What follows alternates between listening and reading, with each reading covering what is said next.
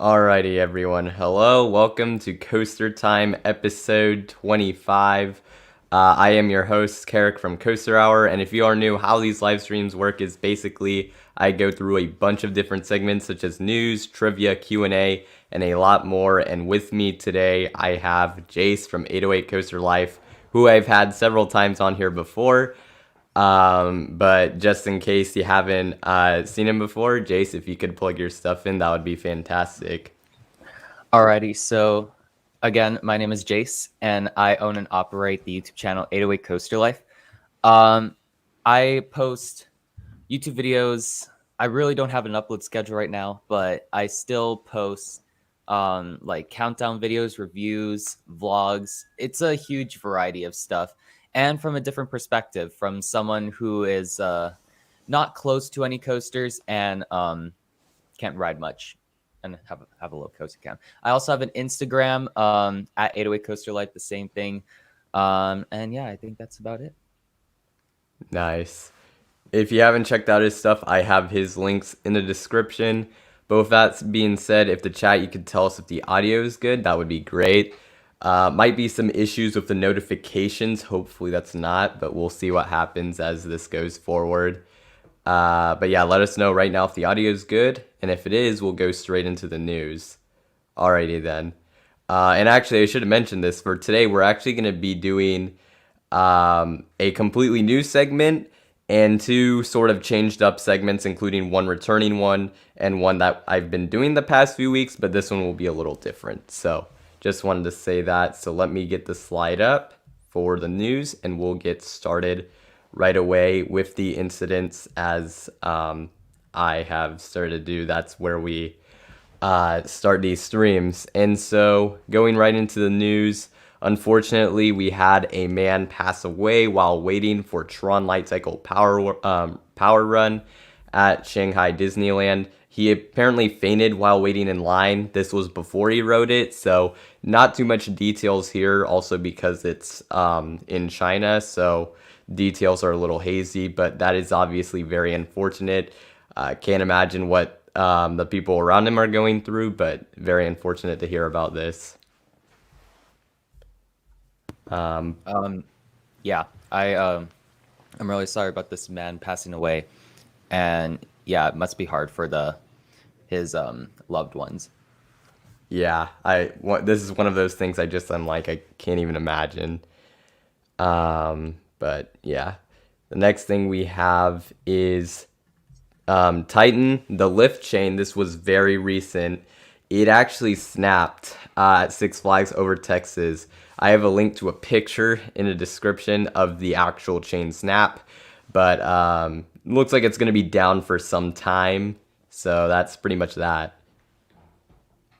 You have any thoughts, Jace? Yeah, it's kind of weird because we don't usually see like these Giovanola coasters have any like big incidents. So yeah. Yeah, I mean, is it really that big of a loss though? I don't know about that, but It is I the mean, better of the two. yeah, at least it's the better of the two. Hopefully that gets fixed relatively quickly.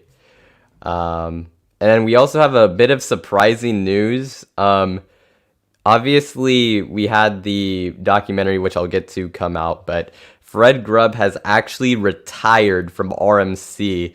This, I have the link to the video. He actually announced it at the Stunt Pilot premiere, not Stunt Pilot, the RMC documentary premiere in Idaho, and but you could barely hear it, so that's why not that many people knew about it. But he is actually retired.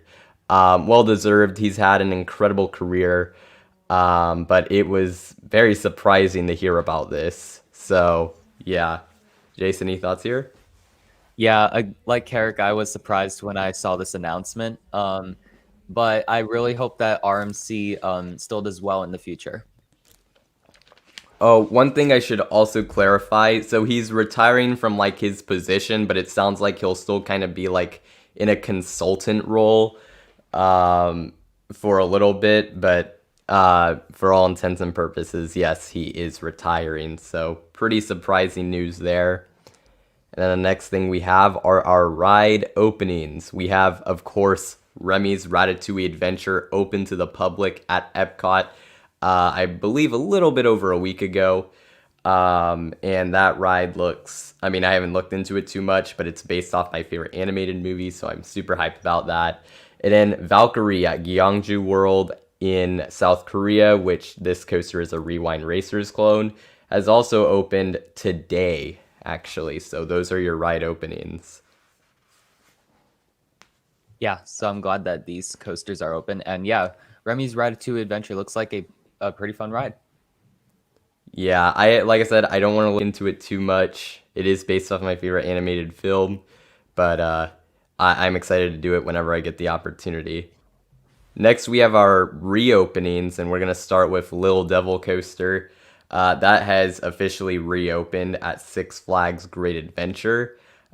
This used to be Roadrunner Railway, I believe, before it got its re-theme, so that's nice to see.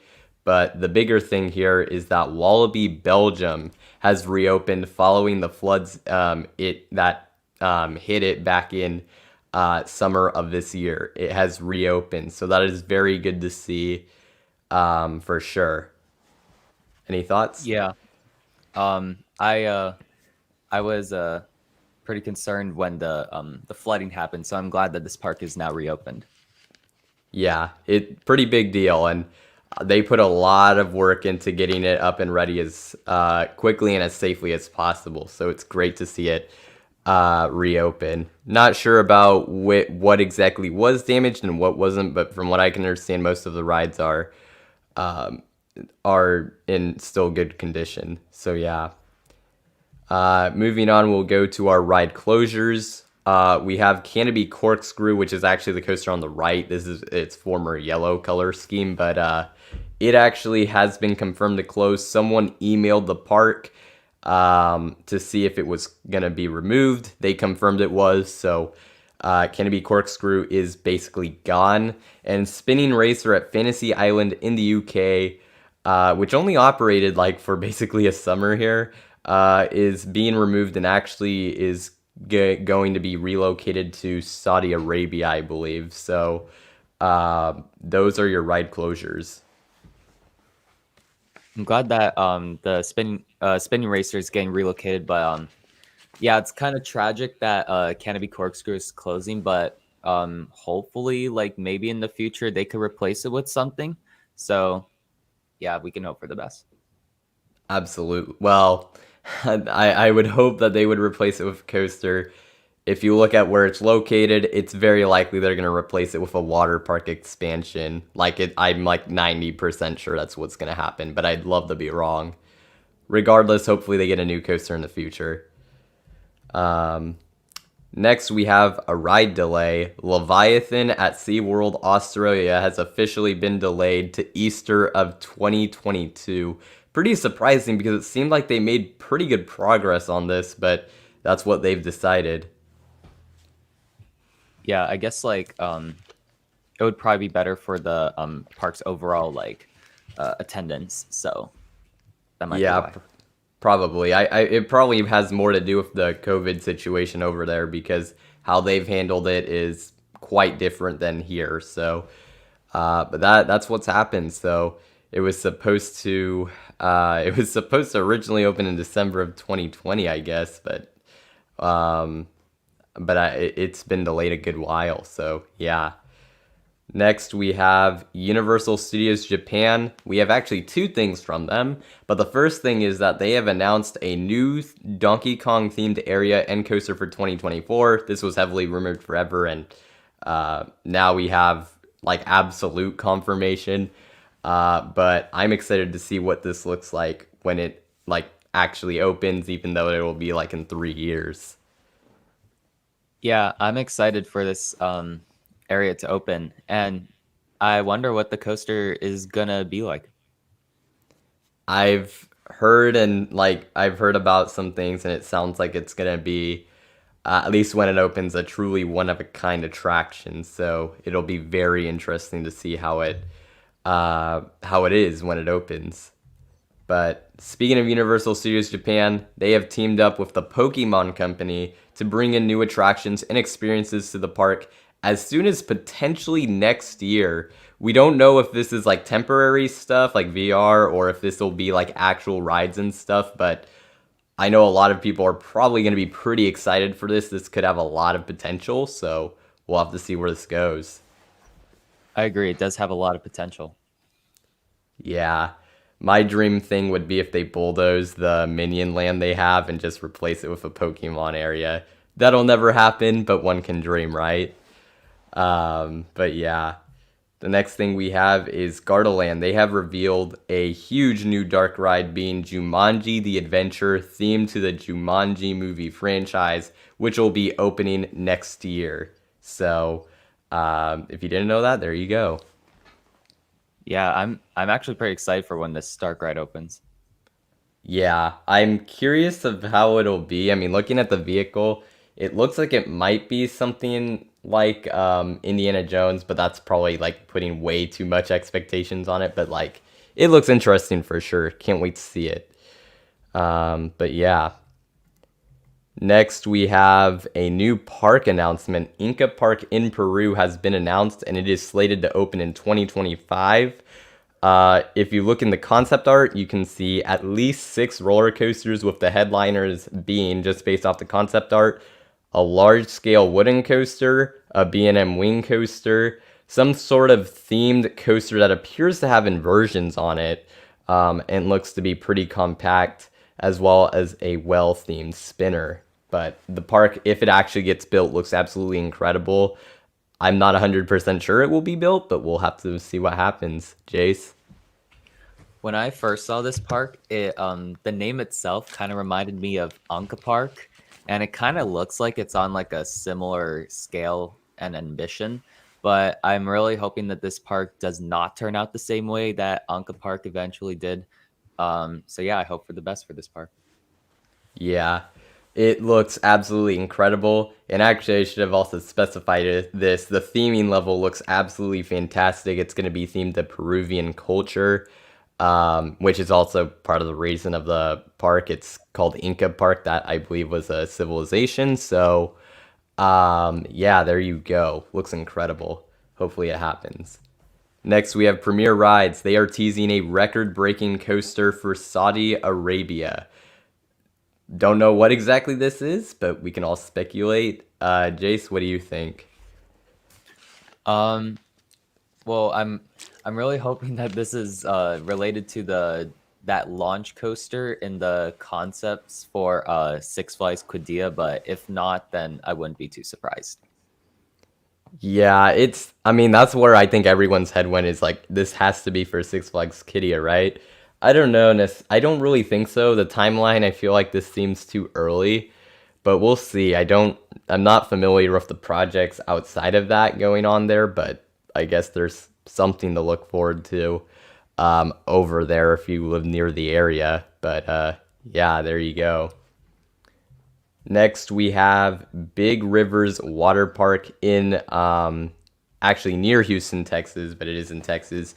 They have announced a new area of the park that will be called Fairgrounds. It will feature 11 new dry rides, including an SBF Visa spinning coaster, a flying scooter, a pirate ship, a small inverting pendulum ride by SBF Visa, which is kind of similar to like I think the mini like Zamperla ones, and a few other rides as well. Looks like a nice addition for the park.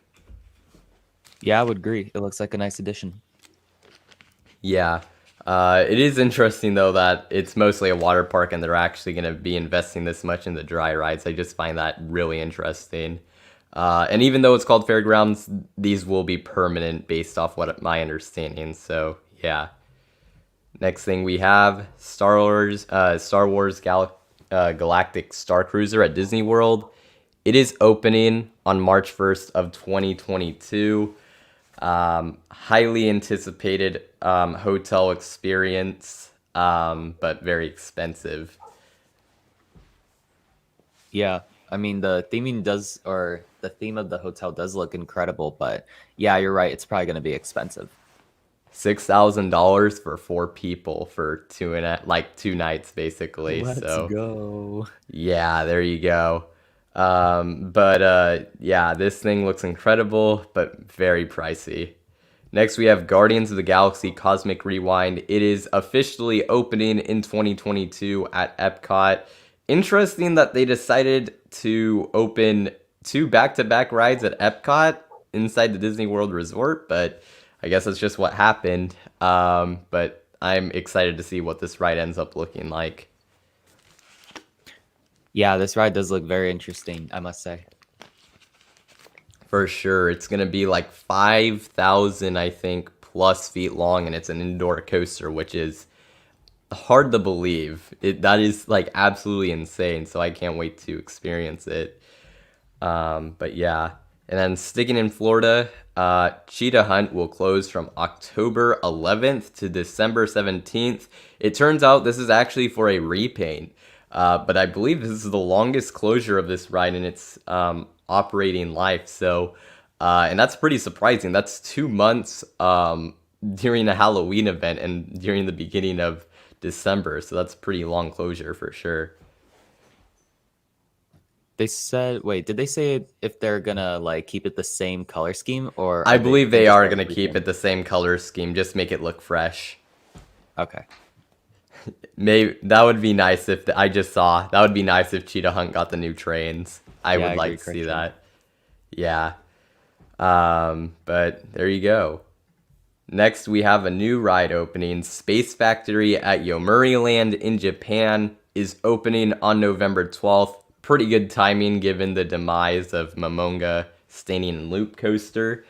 But yeah, there you go. The first ever Gerstlauer invert. Yeah, this ride looks very interesting. I want to see how it turns out. Yeah, super weird ride, but it'll be interesting for sure. Next, we have Ocean Park in Hong Kong. They have announced that they will be making themselves more into a holiday outdoor resort, and we have learned what's going to be replacing some of these defunct attractions. Basically, they're going to be bringing in zip lines, hiking areas, glamping locations, which is like basically like fancy camping, and yoga to replace the recently defunct attractions. A bit of a weird direction to go in. I myself am not going to sugarcoat it. I'm not exactly happy that's what they're doing because these rides are just in such cool locations for rides. By making this a hiking trail, like, yes, it's beautiful, but it just doesn't make it as special, I think. But that's what they've decided to do, so we'll see what happens. Yeah, this new approach seems interesting. I guess I would be fine with these new additions as long as eventually they're going to add new rides. Yeah, this really throws that whole expansion plan. I don't even know what the deal with that is. So the one with the B&M Surf Coaster, or at least what people thought it was in the concept art, I have no idea where that's at this point, or if that's happening still. I'd honestly guess no, but we'll see. Weird new direction they're going in.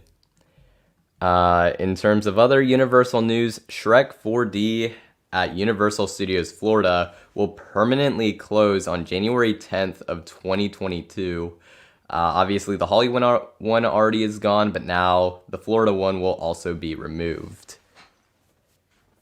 I never ridden the Shrek ride at Hollywood, but apparently I didn't hear too many good things about it. I don't know if the Florida one's different, but yeah.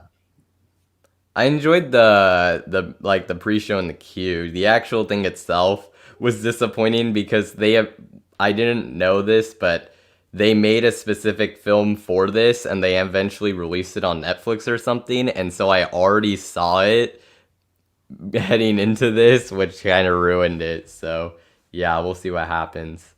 But speaking of Universal Studios Florida, they're going to have a weird year next year because Revenge of the Mummy will also close from January 7th to late summer of 2022 for what I imagine will be a massive refurbishment. I don't even know what to think, but this is crazy that it's going to be closed that long. Interesting.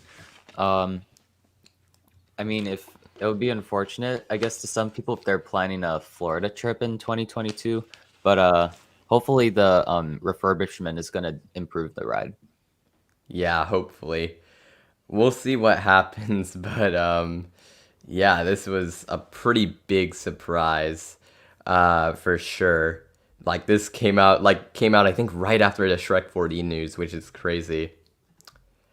And then in other news, a new indoor theme park named Hollywoodland in Ohio has been proposed. This will be near Cincinnati in a place called Middletown. And whether it will be built or not will be decided on October 21st via vote. So here's the concept art for it, and it looks interesting for sure. Jace, what do you think? Is there like any limitations to like which people can vote? It's like I think it's like a council thing, so Oh, it's okay. not like up to the public. So I'm not sure how. But I'm I was pretty like, sure it's if like a so, council then thing. it gets my vote. Yeah, absolutely. Although looking at this concept art here, I think people have already pointed out it looks like there's a Eurofighter in here. There looks to be an SNS 40 free spin just chilling back there. So interesting to see if this will happen. And also interesting because it's not that far away from Kings Island. So um, that it looks like it will have its own market and has like its own nice like little theming and atmosphere. But that is interesting for sure. But yeah, there you go. Next we have Plopsa Station Antwerp in Belgium will open on October 23rd. This is basically just a family indoor theme park. It will be actually a takeover of what used to be Comic Station Antwerp in Belgium. So these are the characters that they're going to use. There's really not too much to say here. No coasters here, some flats and some decent theming, but nothing too crazy. So I think I'm just going to move on if that's fine with you. Yeah. Alrighty. So there we go. But something probably a lot more interesting is that an SNS Axis coaster has been purchased by an unknown European park and will be ready to open by 2023. We have no idea who this is. My guesses are either a Merlin park because they seem to still be willing to take risks, or maybe Walibi Holland because they potentially have a good spot for the Axis. So those are my like sort of predictions. What do you think? I'm also thinking Walibi Holland might be a good idea or a good guess, but I guess until more information comes, I'm not gonna bet on any part yet. Yeah, I mean, I wouldn't put money on any of this, but it is interesting to see, and it'll be fascinating to see where this goes because this will probably be the first one. So, yeah. Next, we have Tidal Surge, or wait, did I actually get the name wrong, or is it called Tidal Surge at SeaWorld San Antonio? I'm pretty sure that's what it's called. Someone correct me in the chat if I got that wrong. But anyways, the Scream and Swing, it has gone vertical. And so like some supports went up, I believe. So that's pretty much that. This ride looks pretty cool. Any thoughts here? I really like the theming on the supports. Yeah, that actually looks really nice. It looks super nice. But there we go. And also speaking of like construction progress, Icon Park, their slingshot, which will be the world's tall, or yeah, it'll go like the highest basically, in Orlando has been topped off. So it looks like it's well on its way to opening later this year. I haven't ridden a slingshot yet, but they look absolutely insane. So yeah, this is a pretty exciting addition for me. Yeah, it's got to be like a bucket list ride for sure. Next, we have Regina at Tobu Zoo has supposedly been sold. It's actually it was listed on a website and it has been sold. Now, this, we don't know when exactly it was sold. It could have been sold a long time ago. It could have been sold like a few weeks ago. And who knows if it's actually getting relocated or if some company just wanted to use the wood. But this is a pretty large scale wooden coaster.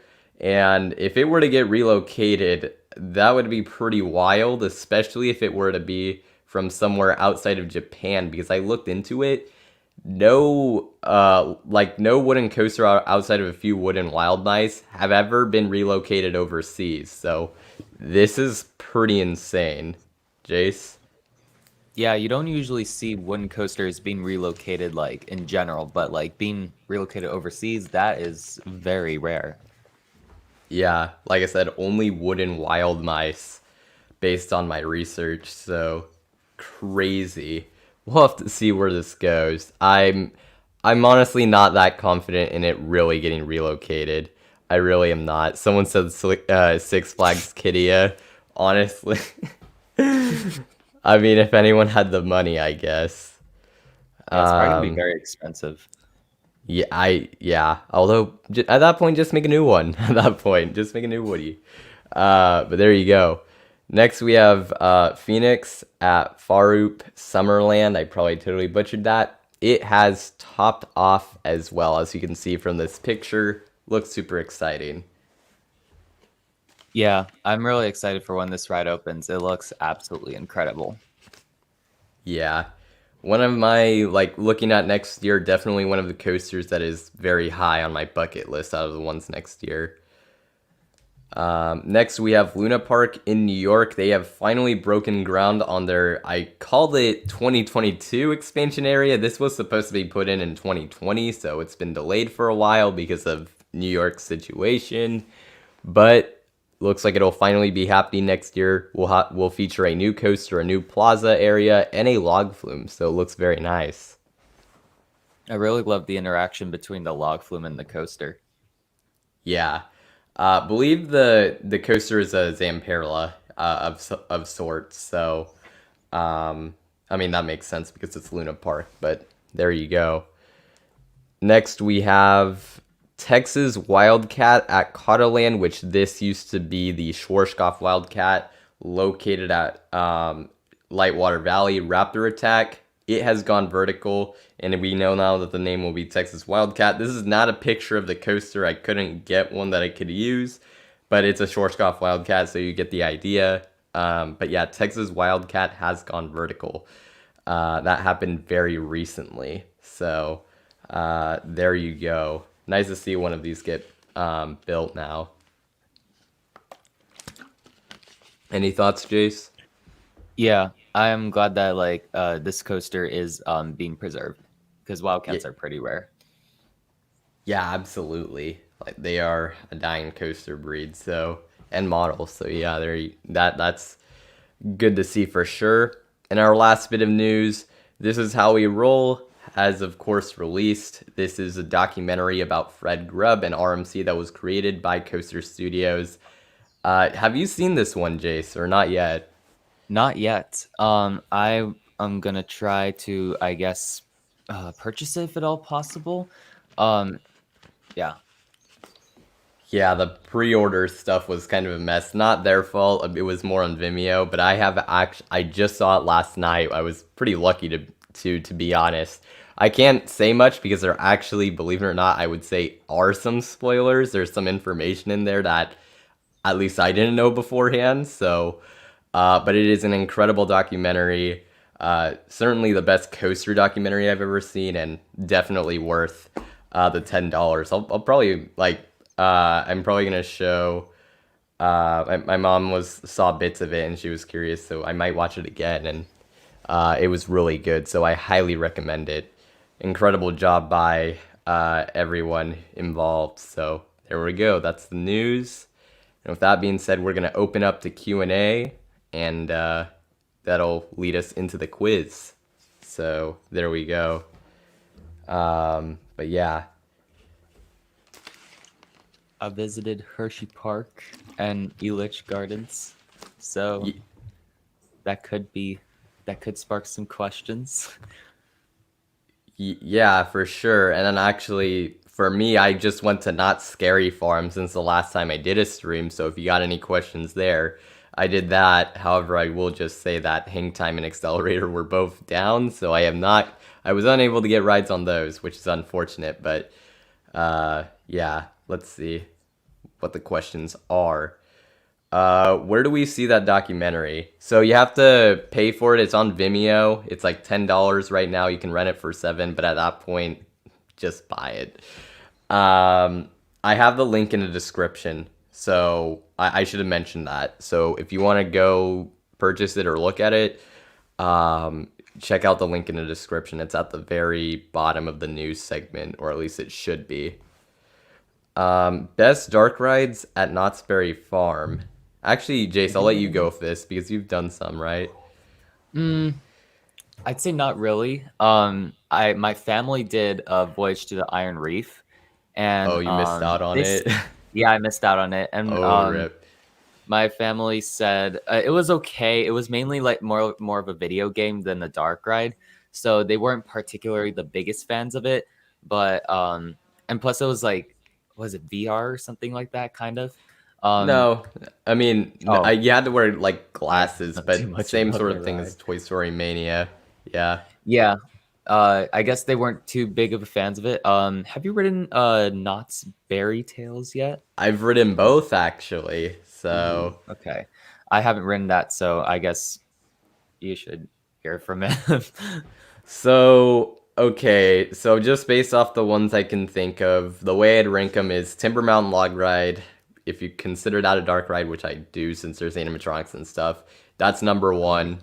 Great log Easy. flume. It's pretty good. It's actually really good. And also during Halloween they do something cool with it, so I enjoyed that. Calico Mine Ride would be my number two. The Halloween layover was super whack. Like honestly, it wasn't really good. I'm not gonna go into it too much, but it was honestly in some ways kind of laughable. But generally the ride's pretty good. I like that they at least tried for Halloween. It'll probably get better. And then I've I'd also probably never go ridden. Voyage to the Iron Reef over Knott's Berry Tales. To be honest, I don't know. I wasn't a big fan of either of them, but I just like the theme better of Voyage to the Iron Reef. So that's my ranking of them. But I'm sure a lot of people will enjoy Knott's Berry Tales. But I have yeah. also never ridden Calico Mine Ride. I know that's very unfortunate. That's like my number one priority besides getting rides on the big rides. But that is my number one priority next time I go to Knott's. Yeah, that's a shame. I know. Yeah. The screens are actually pretty high quality. I'll give the ride that. It just shooting dark rides aren't usually my thing. I'm like really bad at them, so that's kind of why I don't rank them as high usually. Um, how was Six Flags Great Adventure? Neither of us have been, so we can't really say. So, I have considered a Great Adventure over Hershey Park for my recent trip I did, but at the time, Jersey Devil and El Toro were closed. And so I would rather have one major coaster, Sky Rush, closed than have two of them closed. So I went to Hershey instead. And plus, I heard Hershey is overall a better park. But I did consider Great Adventure, and it still looks like a pretty great park. this year looked like a really rough year for Great Adventure, Yeah. so I also at one for my 2017 trip I did consider Great Adventure as well, but I didn't pull the trigger on it. I could only pick that or Hershey, and I went with Hershey. So yeah, let's see what other questions we have. Um, Iron Reef, yeah, I know Iron Reef over Berry Tales is a really unpopular opinion, but I don't really care. I don't have the nostalgia, so that also plays into it. Thoughts on Lightning Lane? See, I feel like the Disney Fast Pass system, like when it was free, it was like it kind of seemed too good to be true, especially since it was like Disney and Disney's like known to be expensive. It was really good. And now that like when it switched to Lightning Lane, I'm like, yeah, I think that inevitably was gonna happen. They are gonna have to find another way to charge us. So Yeah. It's, I mean, it was cool that they had such a different like fast pass system. So it is really sad to kind of see that they went to this. And honestly, the system doesn't even seem that good. But it's just, yeah, I'm not a fan of it. Just based off how I've heard it works and everything. So. I mean, though I've had some pretty good trips to Disneyland recently, so it's not like it's mattered. So, but no, I think it's a change for the worse, certainly. Um, let's see what else, what other questions we have here. I saw Mark from Coaster Dash came in. Hello. Uh, welcome. welcome back. And I don't see any. I don't see any other questions up to this point, so I think we'll I actually chose right with Hershey. Oh I wait, see Stamford Bridge. Yeah, although Hershey without Skyrush is kind of cruel, but I would rather one major coaster being closed than two. It's just a matter of that. And and plus, at least all of the other top five I really like. So yeah. I mean, both have really deep lineups, but Great Adventure just sorry to say, but they did not have it together this season. That's not really a controversial statement. But yeah. So hopefully they get better. And neither of us have been to Kings Island, unless you magically went within the past few days and didn't tell me. I guess I'm kind of like that, but no. I would give an announcement for like a huge park, with the exception of Elitch Gardens. That was like a complete surprise. Yeah, I would love to go. But Same. and I've been to Cedar Point, so people are like, "Why have I not been to Kings Island?" It's a long With the drive. time frame, it wasn't gonna work. So, and there's cool things in Cleveland to do outside of Cedar Point. Well, and Cedar Point's an hour away, but so I wasn't too upset about it. Oh, question for you, Jace. It's about Sidewinder. Yes, I was able to ride Sidewinder. I know I know everyone gets like super jealous whenever I say that. But yes, when I went to Elitch Gardens, I'm like, okay, I'm first hitting up Sidewinder, but it's probably not open. I'm expecting it to not be open. And I just came in, I looked at like the second like breaks and or the second launch for Sidewinder, I saw a train crew. I'm like, there it is, bolt, and then I bolt towards the ride, make sure, and I like burn some like calories running up the stairs just to make sure I could get a ride before it closes. Overall, I really liked Sidewinder. It definitely surprised me, and it was my first coaster in 649 days. So I think it was my ride on Sidewinder was a very special ride. Indeed. Yeah, and I am just really glad and thankful that it was open when I went, because I know it's usually not open. Yeah, you lucked out big time on that one. But that's awesome. That's a really good ride to break your drought on, especially because soon, I mean, as it is, who knows how much longer it'll be around. What do you think of Twister 2? Ooh, okay.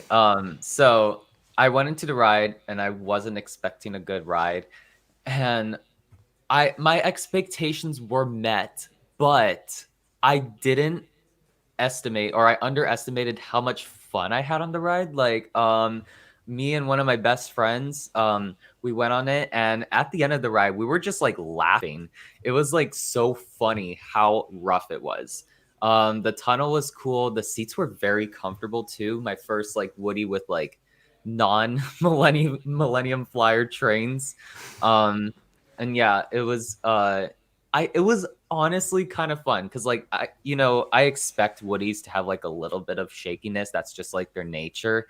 And yeah, overall it's probably like it's like how like theme park hunting, his thoughts on like Great American Scream Machine, how it's like it's fun because it's so rough. That's kind of what I think of Twister too. So it's very surprising, Yeah, right? yeah. I mean, I haven't ridden it. It just seems like kind of one of those rides where it's just like, I mean, it's pretty dumb, but you can have fun on it. So, yeah, it's the same style of like Great American Scream Machine. Favorite Mexican food at amusement parks. Six Flags Mm. Mexico feels like cheating, but oh well, I'm gonna use it. Honestly, I haven't had too much Mexican food at other parks. I want to try Six Flags Magic Mountain. They have those like tacos near West Coast Racers, so I'll try that. But I haven't had much. JC, have any? I don't usually eat Mexican food at theme parks, but at this one restaurant in Fiesta Village at Knott's Berry Farm, I did think it was pretty good. So I guess that would be my favorite. Yeah. I mean, living in Fresno, California, we have a large Hispanic population, so we got a lot of good Mexican food options. So it's not something I'm like looking for at an amusement park per se. But yeah. Uh, did you hit up Lakeside? Unfortunately, I didn't. The Elitch Gardens trip in general was pretty last minute and spontaneous. I wasn't because like my family's like they're not the biggest roller coaster fans. So they didn't like want to plan like a huge coaster trip because I went to the mainland for colleges mainly, but we still and plus Elitch Gardens wasn't even in the original plan. It was originally like an alpine coaster. So So it was like super spontaneous, but like we were like 15 minutes away from the park where we stayed. So we just went there and yeah, but unfortunately we didn't hit up Lakeside. But I did hear Cyclone is like a pretty interesting woody. Yeah, I mean, we were talking about your thing before, so like I was surprised that you even went to a lich because it was so last minute. It So yeah, was. I mean he wasn't even originally planning to go there like when he was in Colorado. So it's that was pretty crazy by itself. It was Um, a crazy but pretty fun day. nice. Let's see what else. Oh, how was and I think this will be the last two questions for now. How was Fahrenheit at Hershey Park? I guess both of us can answer this, but you go first, Jace. All right. So Fahrenheit was a very great ride. I did like because like I knew it had a lot of inversions, but I didn't feel like it was like sickening how many inversions were being thrown at you. I thought the layout was done very well. It's pretty forceful too. The drop was really incredible. I rode in the back row, but I felt like the drop was over too quickly for me to like really enjoy it. But it made up for it in like the last airtime hill. Way better airtime than what I was expecting. So overall, Fahrenheit is a really good looping coaster, better than Hang Time. Yeah, I mean, I same thoughts here. I've trashed on Hang Time, I think, a little bit, so this ride is partially the reason why. Back row is absolutely where it's at. I believe I got 3 rides on it on my visit. All of them were in the back row because it was that good. First drop's incredible. The inversions are pretty different from each other, but they're all pretty fun. And the ride does have a pretty. It's not like ridiculously intense, but it is still pretty forceful. And that last airtime hill is like absolutely incredible. So it's an incredible ride. Definitely do it in the back row if you get the chance. If you could only get one ride, I would definitely recommend back row. Um, this is an interesting one. Twister, did you have water dripping on you throughout the ride when you're riding Twister 2? Yes, I forgot to What? mention that. So like, I don't know what's going on, but like, when you go up it's mainly going up the lift hill. Like, part of the track crossing over is like spraying water on you. It's kind of like rain. It was the weirdest thing ever, but I liked it. It was mainly, I didn't get water, uh, get dripped on water from any other part of the ride, but like, it was a nice twist on the classic Woody lift hill. I really like that. That is so. What the heck? It is I. so weird. What? That is so weird. I mean, dang. That. I had no idea that was even a thing, but that's really weird. I always forget about it, and it's like super odd. Yeah, that is super weird. And then the last question we'll answer before we move on to the quiz. What is your home park? I'll go first here. I live in Fresno, which is right in between Los Angeles and San Francisco. I'm almost exactly the same distance from Magic Mountain as I am from Great America, but I go to Magic Mountain more, so I consider that my home park, even though it's 2.5 hours away from me, at best. So, yeah. And then Jace. Unfortunately, I guess I don't really have a home park. I'm out here in the middle of the Pacific Ocean here in Hawaii. And I guess we can like I guess I could like eventually like calculate the distance between like pretty close California and Japanese amusement parks. But besides that, no, I don't have a home park unless you consider like a water park or a local fair as a home park. But usually people don't do that. So nope. Wow. I mean, yeah, it's pretty brutal. So, yeah.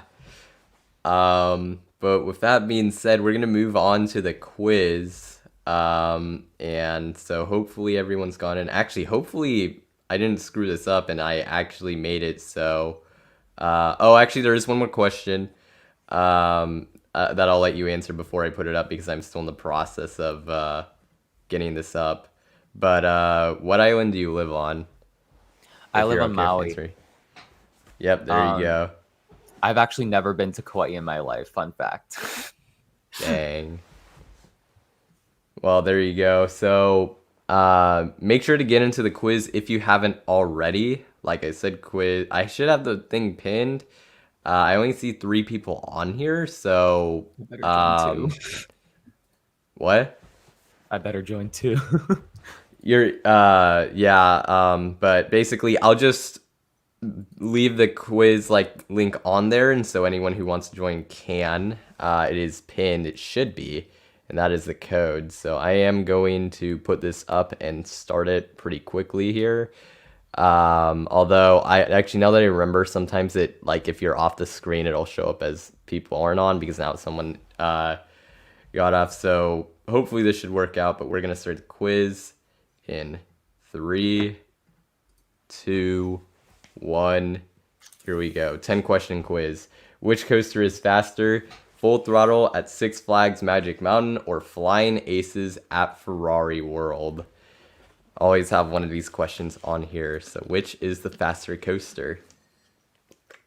You can also join the quiz late. You'll just not have as many opportunities to get points. Yeah, but you still could have a chance. The correct answer is Flying Aces. It travels at a speed of 74.6 compared to full throttle's 70 miles per hour. Second question, how many inversions does Canyon Blaster at Adventure Dome have? And I very carefully picked the picture because it doesn't have an inversion in it. But there you go. But yeah, there you go. And the correct answer here is 4 inversions, 2 loops, and a double corkscrew, which is 2 corkscrews. So 4. Yeah. Third question, who manufactured Runaway Mountain at Six Flags Over Texas? Who manufactured this coaster? And the correct answer is Premier Rides is the manufacturer of Runaway Mountain. Everyone got that right. But yes, if you didn't know, Premier Rides was the one who manufactured this coaster. Question number 4. What is the name of this Vekoma SLC? This is probably the hardest question on here from what I can remember. So if you don't get this one right, this one is actually pretty difficult. And the correct answer here is actually Kumba. This is Kumba at Superland in Israel. The Kumba that isn't actually like the one in Florida. So there you go. Next question. What park is the Intamin Invert Tornado located at? And as you can see from the layout, this is the one with more inversions. It shouldn't really matter though. So we'll see what you guys get. And the correct answer here is Sarkaniemi, which is the park it's located at. The other one is at Parque de Atracciones, so it wasn't even an option. But I did put Parque Warner Madrid just because to fool some people. So yeah. Next question. What year did Nitro at Six Flags Great Adventure first open? Correct answer here is 2001 is the correct answer. 25% of people, wow, dang. April 7th of 2001, so there you go. Next question, true or false? Gerstlauer has 0 defunct permanent coasters. True or false? And by defunct, I mean like demolished, basically. So, like coasters that are literally no longer in operation. And the answer is actually true. They have built 99 operating coasters, and they all still exist. There's only one that's ever been relocated. They all still exist currently, and everyone got that one wrong, so that's crazy. Next question. How many roller coasters currently operate at Elitch Gardens? And the correct answer for this one is 6 roller coasters. I said it before it came in, so there it goes. 6 roller coasters, including Sidewinder, Twister 2, Mind Eraser, Boomerang, Half Pipe, and Blazing Buckaroo. I think it's the 6th one. Next question, what year was RMC founded in? Obviously, this question was inspired by the documentary releasing this week, and anyone who watched it can probably guess, and even if you haven't, you still probably could. But the correct answer here is 2001, which is earlier than some people might have expected, but yeah, it was founded in 2001. And the last question is, which Disney park does not have a version of Splash Mountain? Is it Disneyland California, Hong Kong Disneyland, Tokyo Disneyland, or Magic Kingdom? Of course, this answer will change in a few years, but before it happens, this is how it is. And everyone got that right. Hong Kong Disneyland is the only one that does not have a version of Splash Mountain. So, Jace, you actually came in first this time. Congratulations. You made the top Yay. 3. Let's go. Second place, Lil Phantom, best coaster in the world with 39. And Phil in third place with 30 points. So, there you go. I'll have to make sure I do a better job with maybe I pinned something wrong. But thanks to everyone who participated. And with that being said, we are going to move into our first new segment, which I'll explain a little bit. So we are going to be doing, me and Jace are going to be doing a coaster draft here live. And so how this is going to work is we're going to, and this is going to be specifically for California, we're going to take turns basically drafting, like if you've ever done a coaster draft or maybe like a fantasy like football or sports draft, it's kind of like that format. We're going to build a coaster lineup with 10 coasters, 7 of which can be thrilling coasters, 2 of which have to be family coasters, which the criteria of that is 47 inches or under, and then a kiddie coaster, which is 36 inches or under. So with that being said, oh, and then at the end, there's a new poll feature on YouTube, so you can vote on which of us have the better lineup. This is a new segment I'm experimenting with, so we'll see how this goes and see how you guys like it. So with that being said, I have the number 1 pick because that was decided beforehand. And I actually am going to change the one I picked, which might be surprising because I originally picked like beforehand, but I'm not going to pick the one that you think I'm going to pick. So my first pick is actually going to be Twisted Colossus at Six Flags Magic Mountain. There's a reason why I picked this one, because I realized if I didn't, I'm probably more screwed if I don't. So that's my first pick. Jace, what's your first? I think I'm gonna already establish my Woody, Ghost Rider at Knott's Berry Farm. That's gonna be. And you get two picks in a row. So Jace picks Ghost Rider, and then what's your second one? Because it snakes if you don't know how the draft process works. Let's see. I think my second one is going to be X2 at Six Flags Magic Mountain. Figured, but I'll take that over what the other combination would have been, which probably would have killed me. So, all right. And then so now I have 2 picks in a row, and actually I'm gonna put that in here as well. So those are the first 2 picks for Jace, and so my next pick is, oh shoot, what should I go with?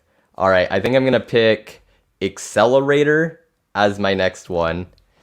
Gotta take that. Gotta do that because we gotta get the best launch coaster in California. Yeah, exactly. And then the next one I'm gonna pick after this is actually going to be Railblazer at California's Great America. So yeah, that's gonna be my pick there as well. So those are my picks, and then you can go next. Let's see. I think I'm gonna go with. You took that. I'm gonna go with Space Mountain at Disneyland for my. Dang it! Oh no, you knew the strat. Dang it! Oh, darn. That counts toward the family coaster category, by It the does. way. Okay. So yeah, because it's under 47 inches, which fits the criteria. So there you go. And then you get another one too. Oh, I do get another one. Okay. Yeah, you get another one because remember it's snakes. Yeah. I think, let's see, I should probably go for a looping coaster. So maybe I could go with.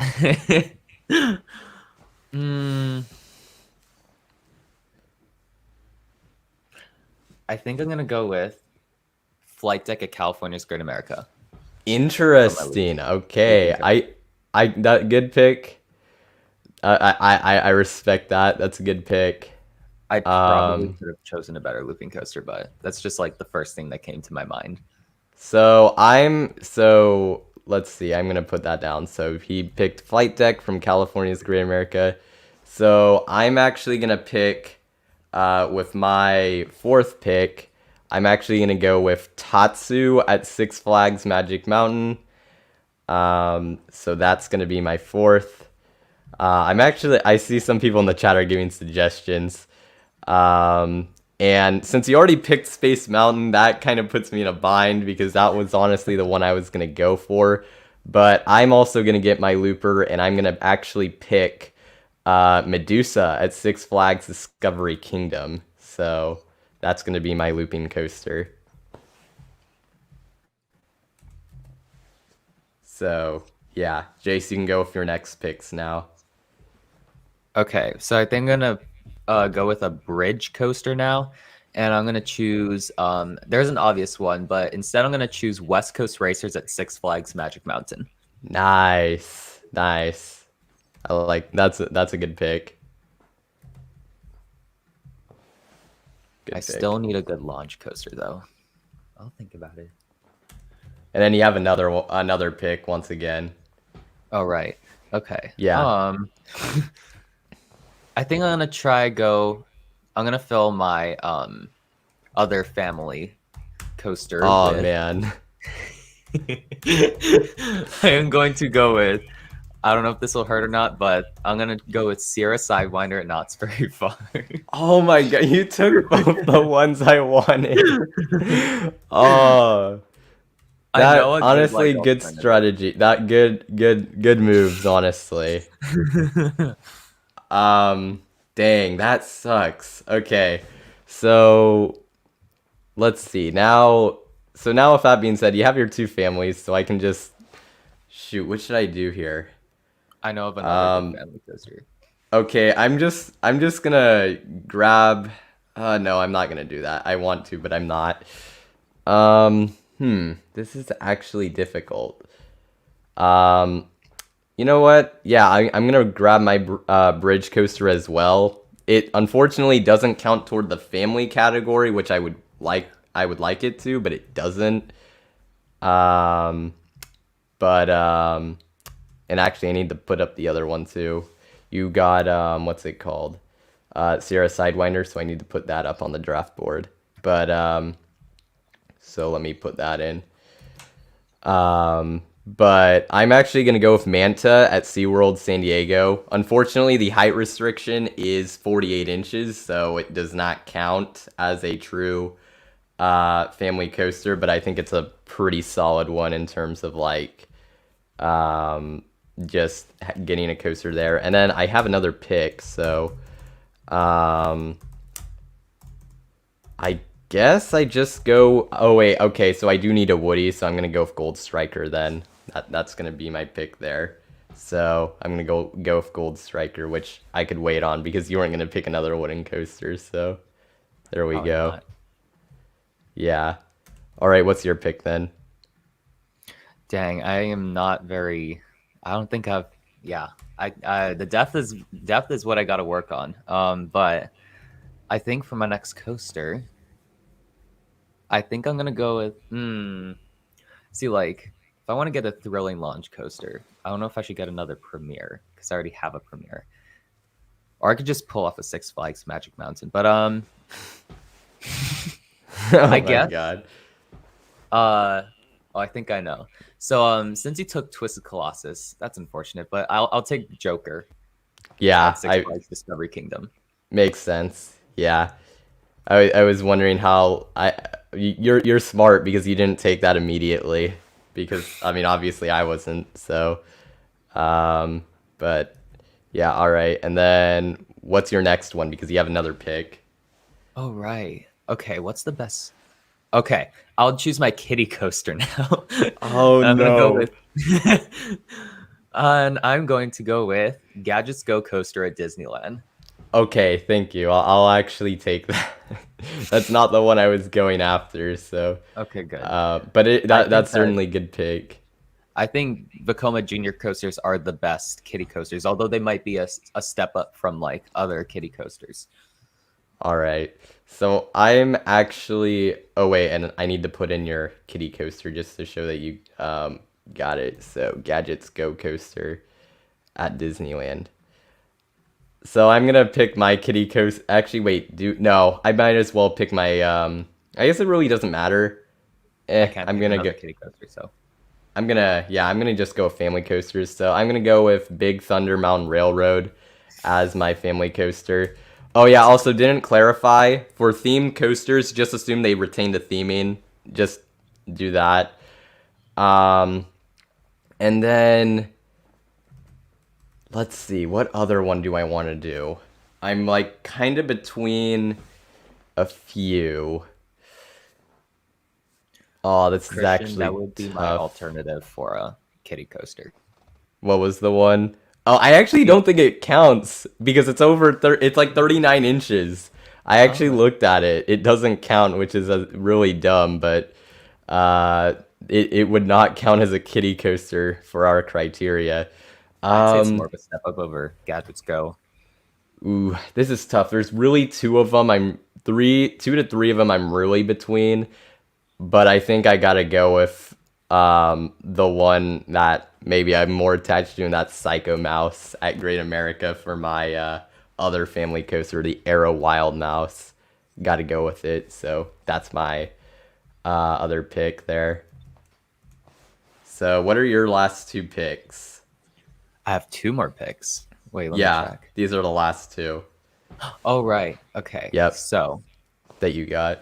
I am running out of options. Um, I since mean, I you're thought, looking for okay, depth at this point, pretty much. yeah, okay. I have an invert, but I think I could do with a looping coaster that's different enough. I'll go with Hang Time at Knott's Berry Farm. I figured you would. I was like that one, like right, like was right in my face. I'm It's like, a oh great yeah, looping coaster. okay. I don't know what to do for my last one though.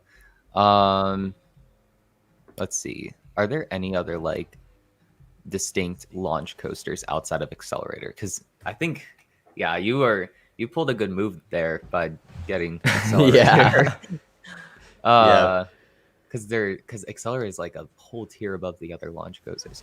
Um, yeah, this is hard. Let's go with. Should I go double premiere? I think I'm gonna go double premiere. So my last pick is gonna be Superman Ultimate Flight at Six Flags Discovery Kingdom. Interesting. I I was thought you were gonna go I was full really throttle. tempted to go with full throttle, but hang time already provides that like hang time aspect. So I'd rather get a launch coaster that's different enough. I mean, I know. actually, yeah, that actually makes sense. I mean, you also get good hang time on Ultimate Flight, but it also is Yeah, really that's true. intense. So, no, I actually respect that. So then that comes down to my final pick, which is going to be the one and only, my favorite kiddie coaster of all time, the legendary Sea Serpent at Santa Cruz Beach Boardwalk, the E&F Interesting. Miler. Yeah, it. I mean, I know it's probably not the most recognizable, but this one's so fun. And I thought it was like 40 inches. So when I looked at it, I was like, oh, it's actually like it works for this. So I was happy about that. So that's the draft. I'm gonna put up the screen on here so that way you guys can vote on it, and also I'll put up the that's weird. I have two of these up, which is kind of weird, but anyways. Let's see. So I'm gonna put up the hopefully everyone can see it. I'm gonna try to zoom in because this is not really ideal, so that didn't help either. So I'm gonna try, and actually I'm gonna move this out of the way. So I'm gonna do a YouTube poll. I'm trying to zoom this out. I don't know why it's not zooming out. This is why we're trying this, because I wasn't entirely sure how this would all work. That'll Can work. this can you see this? Can everyone see this all right? I want to know. I can see the full lineup, but I'm also a guest, so it might be a little different. Okay, I can so see it guys, on let me know my- in chat if you can actually see this clearly. It looks tiny on my screen, but that's because my thing's shrunken. So, okay, you can see it. So I am going to put in the poll. Who has the better lineup? I think I already know that I'm gonna. I feel like I'm gonna lose. I think. Hey, you might win. You have some good picks. So, I feel like I'm very bottom heavy. you definitely beat me in the the family coaster category. Like, you killed me in that. Did the thing come in yet? Yes, I see the poll. The poll. Actually, I can unpin the other thing. So 3 votes, and I've gotten all 3 of the votes. Ouch. I'll take that L. Honestly, I was actually okay. No, someone voted. It's now 5 votes, Okay. 6 votes. Oh, it's starting to tighten. We have 11 people in here, so so basically what should happen is someone should have if you haven't voted yet, make sure to Please. because that would be very helpful. But let's see. Oh, and the reason why we made it like 10 coasters, I didn't want it to make the park like ridiculously like Magic Mountain level overpowered, like something a Yeah. little more like, like a regional-ish like park. So that's why. I mean, obviously the lineups are overpowered, but not to the point like where they could be. I Yeah, I am noticed not them, like- seeing any more votes. Like I said, guys, make sure to vote if you haven't already. I'm up 67% to 33%, so that means that 2 people voted for you, Jace, 4 people for me. All right. I'm not seeing anyone else come in here, so are we gonna leave it at that, or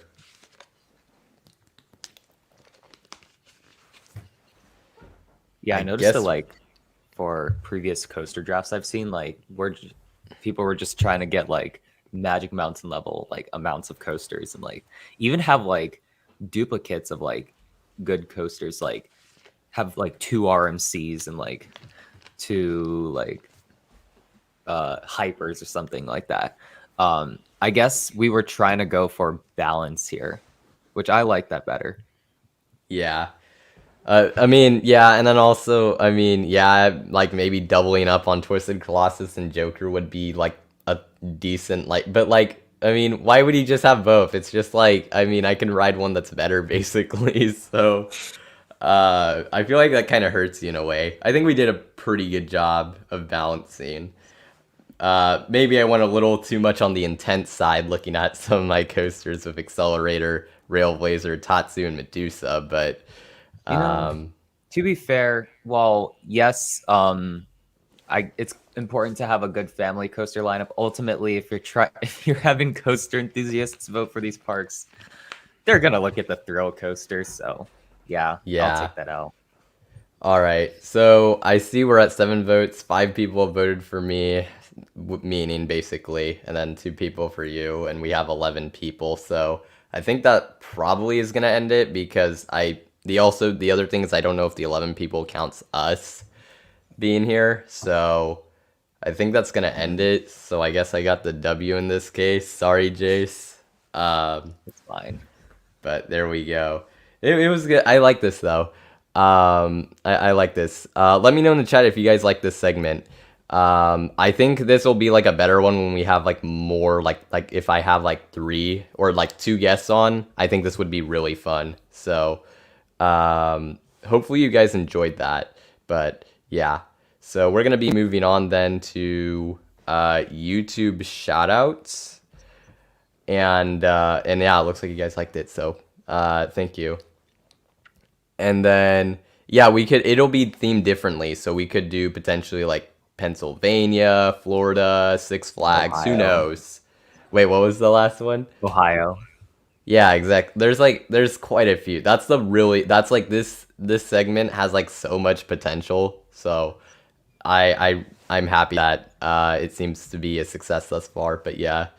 But now we're gonna go into YouTube shoutouts, shouting out channels that are close to or have reached milestones. But yeah, so the first channel we have is Park Pros. He has reached 6,000 subs, and actually, Jace, you can take it away from here. Yeah, so Park Pros reached 6,000 subscribers. I really like that he was going for the YouTube Shorts route. I don't see too many like coaster YouTubers doing shorts, and his shorts are very good. So yeah, keep up the good work. Yeah, congratulations on reaching 6,000 subs. Next channel we have is Coaster Dash. Saw Mark in the chat earlier. Congratulations on reaching 8,000 subs. Well deserved. Has some of the best coaster countdowns you'll ever see and has super consistent content. He also did a live stream recently. I don't know how often he's doing that, but that's cool. Would definitely be looking forward to more of those if those were coming, but certainly congratulations to Mark and obviously a previous guest, so got to give a shout out there. And then Canobie Coaster has also reached 8,000 subs. As I mentioned, best reviews, coaster reviews on the platform, in my opinion. Also a previous guest, just has really good content. And especially like if you've seen his videos on the Finland coasters, those have been really interesting. So love to see that. And the next channel we have is Great American Coasters. Jace. So congratulations on getting 9,000 subscribers. Yeah, Great American Coasters posts very good theory and like rumor videos. So yeah, keep up the great work. Absolutely, and a longtime viewer of the channel and the streams. I see him in chat a decent amount of times, so congratulations. Next channel we have is Cedar Flags, and you can also take this one away too. Congrats on getting 8,000 subscribers, Cedar Flags. I really liked your video about the the wooden coaster manufacturer family tree. I found that very interesting how they're like 2 like really big branches. So yeah, keep up the great content. Yeah, I haven't seen that video. I'll have to make sure to check that out, but I know that Cedar Flags has a lot of great content, and Very informative. and they've been climbing a lot. They've been in these shoutouts quite a bit, so that's certainly saying something. So congratulations once again. Coaster Roaster is near 2,000 subs. Another previous guest on the channel. He's got a lot of great content. I've mentioned in the past his Chinese coaster series was really good. I believe he did a ranking of the coasters at Great Adventure. I haven't seen it yet. I've been very busy as of late, but he's still pumping out content, so make sure to check him out. Really good channel. And then also, Anthony Schwartz is near 2,000 subscribers. This is the NFL player for the third round pick for the Cleveland Browns, who's the wide receiver on the team. One of them. He actually does vlogs and has done vlogs at amusement parks, and he is a coaster enthusiast. So if you haven't checked out his channel, make sure to. And he's also, it looks like we'll see some content like having to do with him like playing in the NFL, which is cool.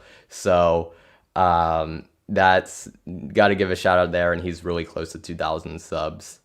And then the last channel we have is Amusement Insider, who is near 50,000 subs. Take it away. Yeah, Amusement Insider provides great POVs. And I really like his No Limits 2 creations too. So yeah, keep up the great work. Yeah, his no limits to recreations are like top notch, absolutely incredible. So um, great work for sure, and a really good channel that if somehow you haven't checked them out yet, then you definitely have to. But that'll do it for the YouTube shoutouts. No guess the guest for this week. I didn't do that, but that'll be coming in the future once again. But now we're gonna do our second Q&A segment before we go into our very interesting and probably controversial tier list, and you'll see what the topic is. Oh, and also, Jace, I added one new one in here because there was one regional one for me that I forgot. So just letting you know. But yeah, you'll see what the topic is in a little bit. It should be really fun. It's not necessarily coaster related, but it's super fun. Oh yeah, and then for Amusement Insider, not to be confused with Amusement Insiders. That's a completely separate channel. The other one that is not the one we're talking about is the one like in Canada. So the one we're talking about is known for the Velocicoaster recreation, their POVs, stuff like that. So yeah.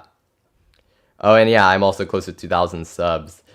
When we get there, I have an exciting announcement, something I'm going to be doing for a special Coaster Time episode. So if you can get me there a little quicker, I'll announce it. It's still like I'm planning it a little bit, but I have something pretty exciting in the works. I actually shouted out JB Thrills last week, but yes, once again, congratulations to 2,000 subs. Thoughts on Marvel's What If series? Once again, I've been really busy. I haven't watched like half the episodes, so I don't have much of an opinion. Certain episodes are better than others. I like the first one okay. The Carter one. I actually like the second one a lot, which was like T'Challa as Star-Lord. I think that was my favorite, honestly. Out of the, I think honestly like 4 or 5 I've seen.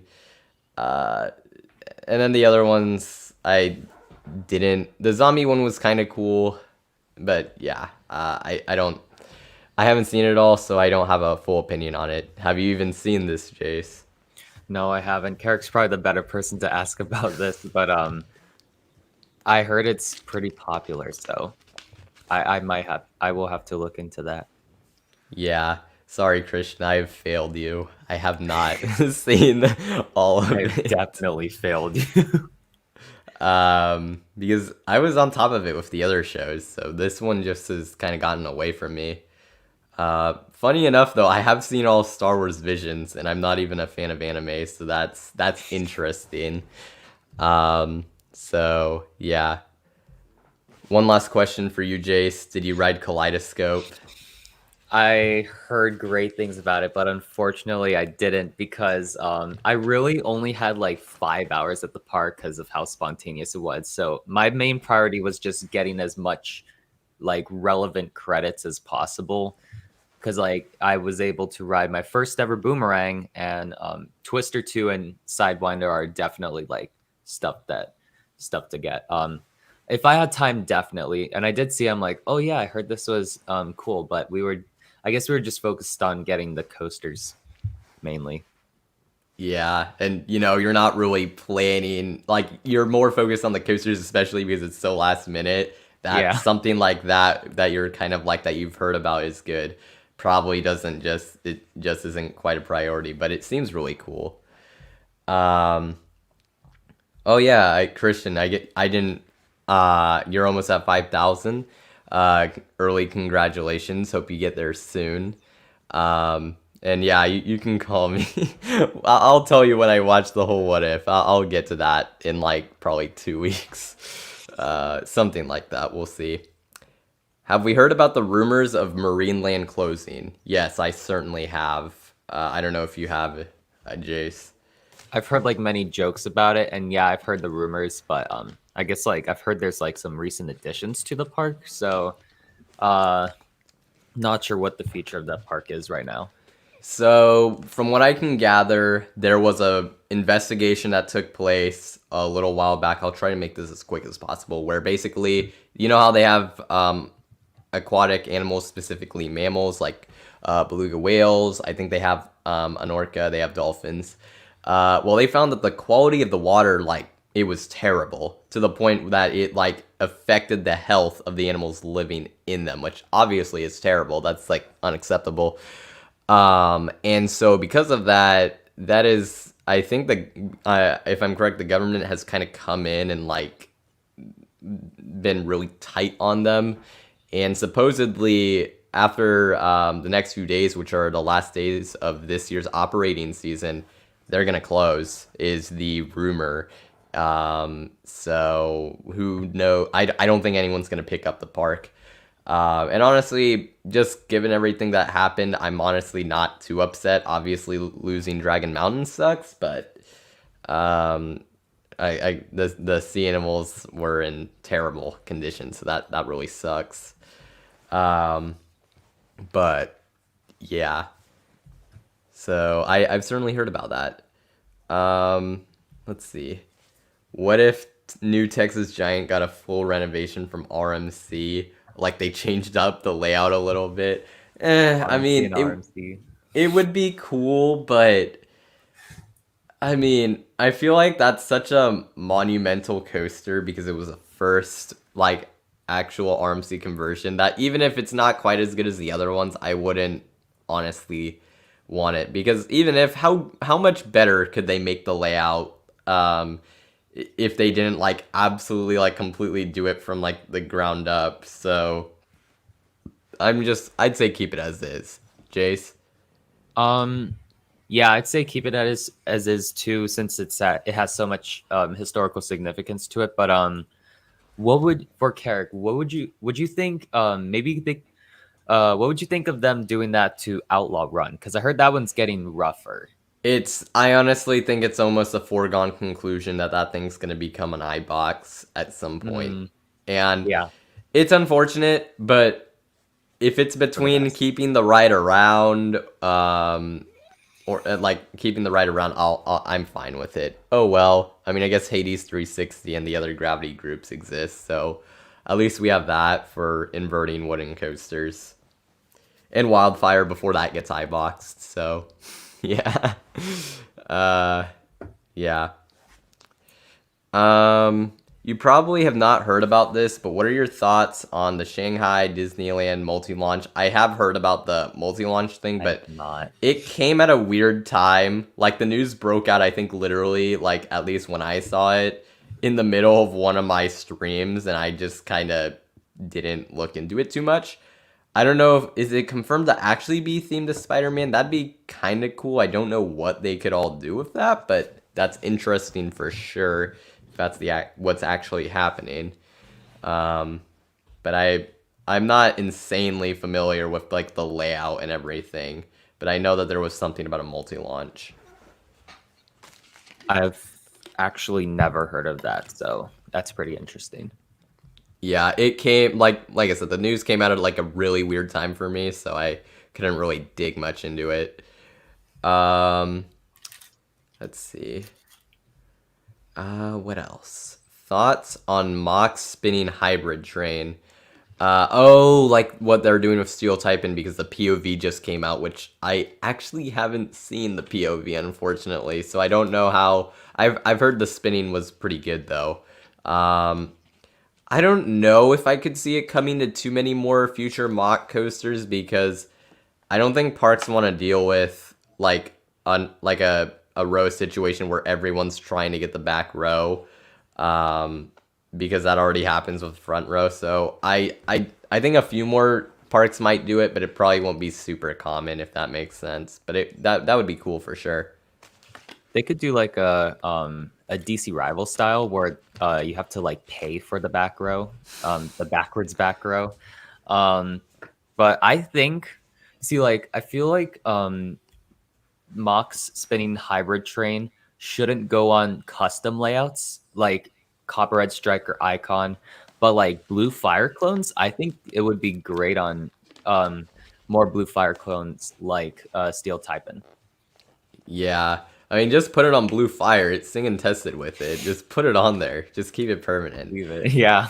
I think if you're like just saying like for the Blue Fire clones, if as long as the parks are willing to deal with the with how that's gonna affect operations, I say go for it. Although they might have to make it paid, which would suck, but it's kind of understandable. But it is interesting. What do I think of Ninja at Six Flags Magic Mountain? It's weird. So every ride I've gotten on it ever since the tree fell on it has been not I don't know if it's like developed. It's not like, and I think it's just maybe I've been riding on a bad train or something, or in bad conditions. I don't know. It's been a little like bumpy in certain sections, and with the restraints in place, it hasn't been my favorite thing, but I haven't ridden it in a long time because of it. I do want to ride it again just because I actually enjoyed Iron Dragon, so to be determined on my thoughts on that.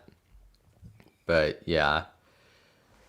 Let's see what else.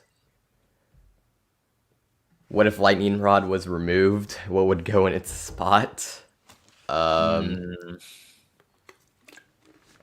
would be a hard plot of land to put anything else in, is the problem.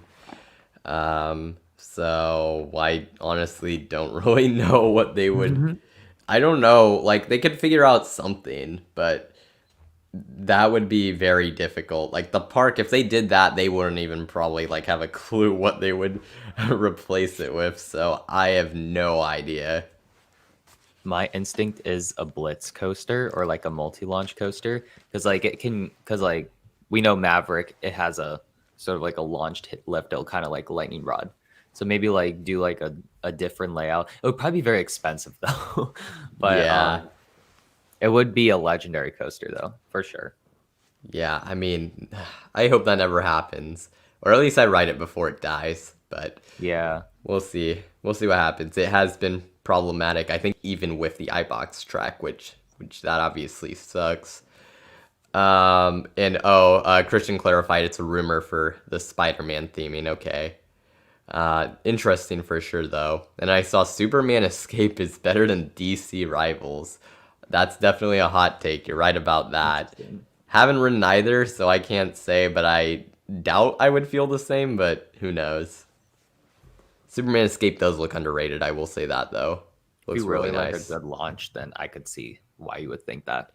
Yeah. Yeah, because it has hydraulics, so and a pretty like solid layout afterwards, so looks really fun for sure. If Lightning Rod got removed, they could put a terrain mock extreme Yes. spinner. Yeah, they could. That's true. That could be their Dollywood version of Time Traveler. It all fun and games until they make a launch that goes up the hill and it has the same problems. Oh god.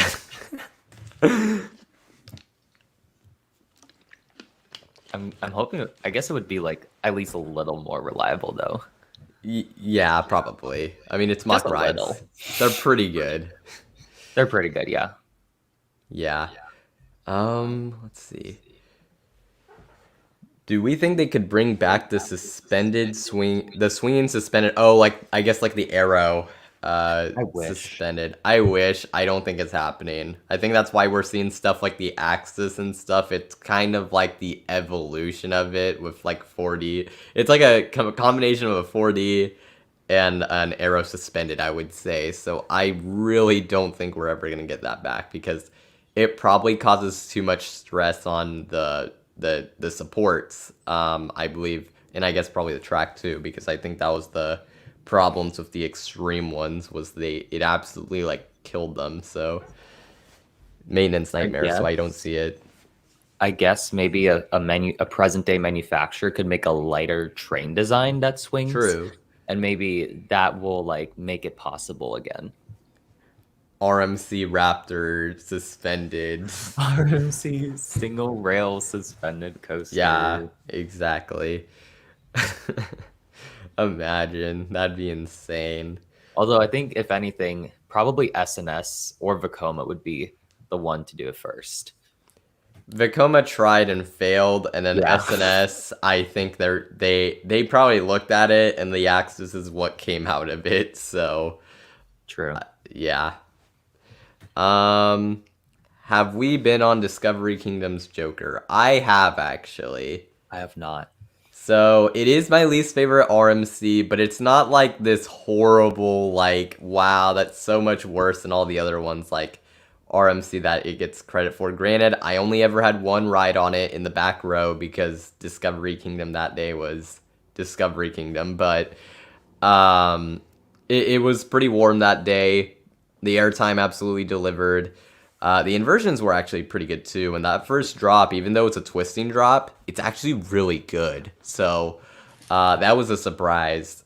It's a really good ride. It's just right outside of my top 10, but it's actually really good, and it doesn't really deserve all the kind of hate it gets. But it's a pretty good ride. So yeah. So what other questions are there?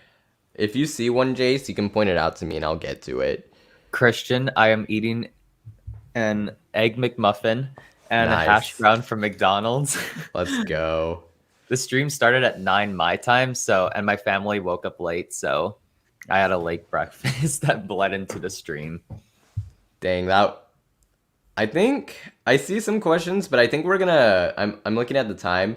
I think we're gonna move on to the next segment. Also, that was a pretty good transition into the next segment. Pretty good transition. So we're gonna do that then. So if you have any questions, you can ask them later. But we're gonna do our next segment, which it's a tier list, but like I said, it doesn't have to do with coasters. So you'll see what this is, and this is also gonna be controversial in the sense that some of these places you could argue whether they should count or not, but whatever, I made this tier list, so you got to deal with it. We are doing a tier list for fast food chains. That is what we are doing. So you guys in the chat, as always, can, if we disagree on one, you can like say which ones you think are which tier. But yeah, we're going to do that. Get right into this. This is already going to get controversial, but let's go. Our first fast food chain we're gonna do is Sonic. Jace, have you ever had Sonic? I have never had Sonic in my life. Okay, so I actually went here recently. The burgers are pretty good, but they're not like insane for like insanely incredible just in terms of like fast food burgers. So I think B is fair. I think it's pretty solid. I haven't ever been too into like their weird drinks and stuff. Although I say that I don't think I've really had them much, but I think it's like B. I'd say it's like above average, but nothing too crazy. Chat, what do you think? Let's see what's come in. Sonic is B for me. Oh, okay, so I also have to address this. There are some places that are not in here, and if they're not in here, chances are neither of us have ever been, and so that's why. So Wawa's isn't in here because we've never we've never had it. So that's why. That's your explanation. I apologize. So I see B, C. I think we're gonna stick with B here. So for now. Next we have Panda Express. And Jace, have you had this? Yes, I have it. I'm not the biggest fan of that type of food, but I still think the food there is good. I'd say B tier, but it might just be because my food tastes are unique. I'm gonna go. This is one of my absolute favorites. I'm gonna go with S. We'll see what the chat says. Although I guess we'll put it in A because you said B, so we'll do that. It is, I guess, an acquired taste sort of thing. Although, I mean, around here, everyone loves it, so it's kind of interesting, but to hear, like, how it is in other places, but... I am just a unique person. Yeah, although the chat seems to agree. They're saying we have... Yeah, okay, so maybe it is going to be in B, which hurts my soul a little bit, but...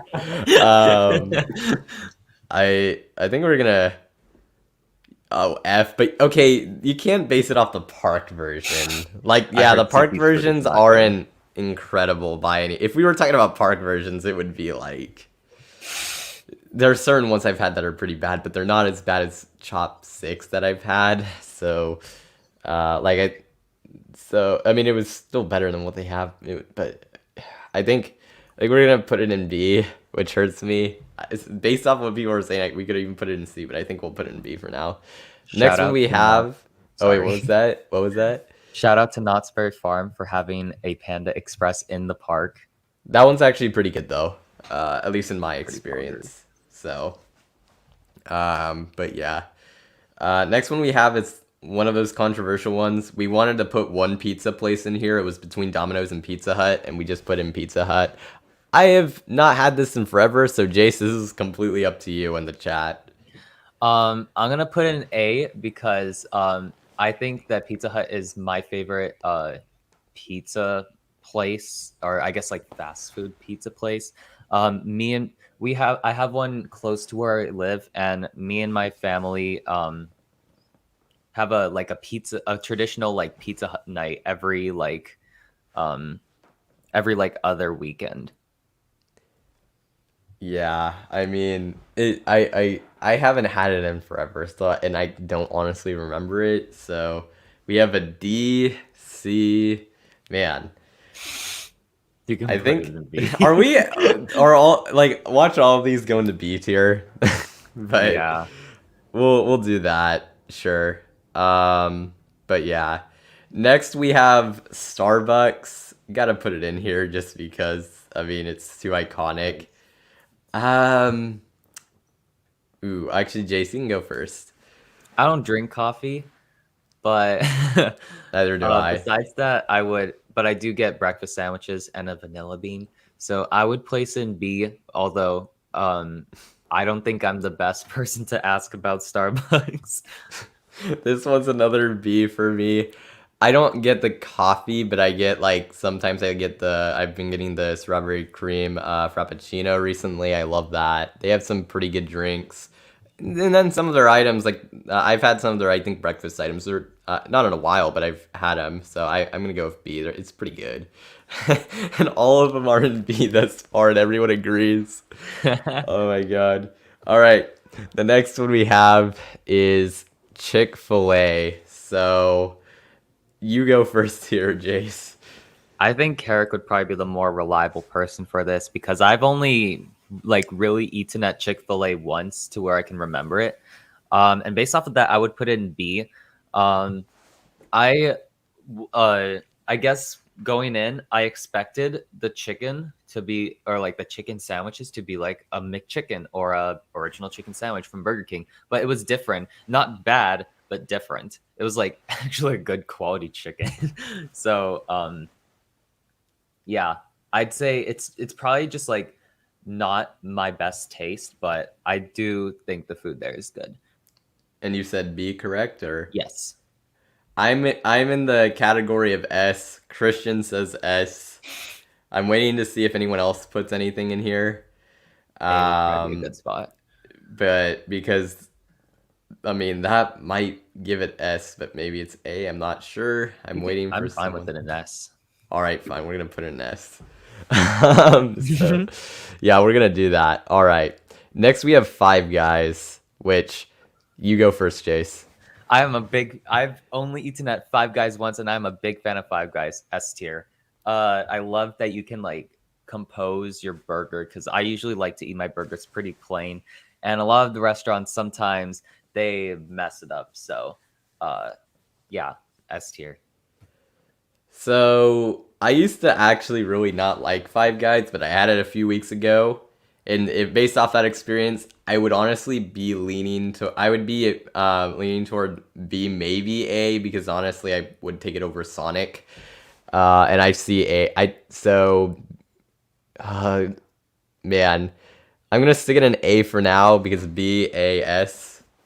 Also, the Um, burgers are super good. yeah. Um, and we have another A. So I think we're gonna stick it there for now. But this has certainly grown on me. Uh, oh boy, Marty. We're We'll sorry. see. I'm sorry. I live.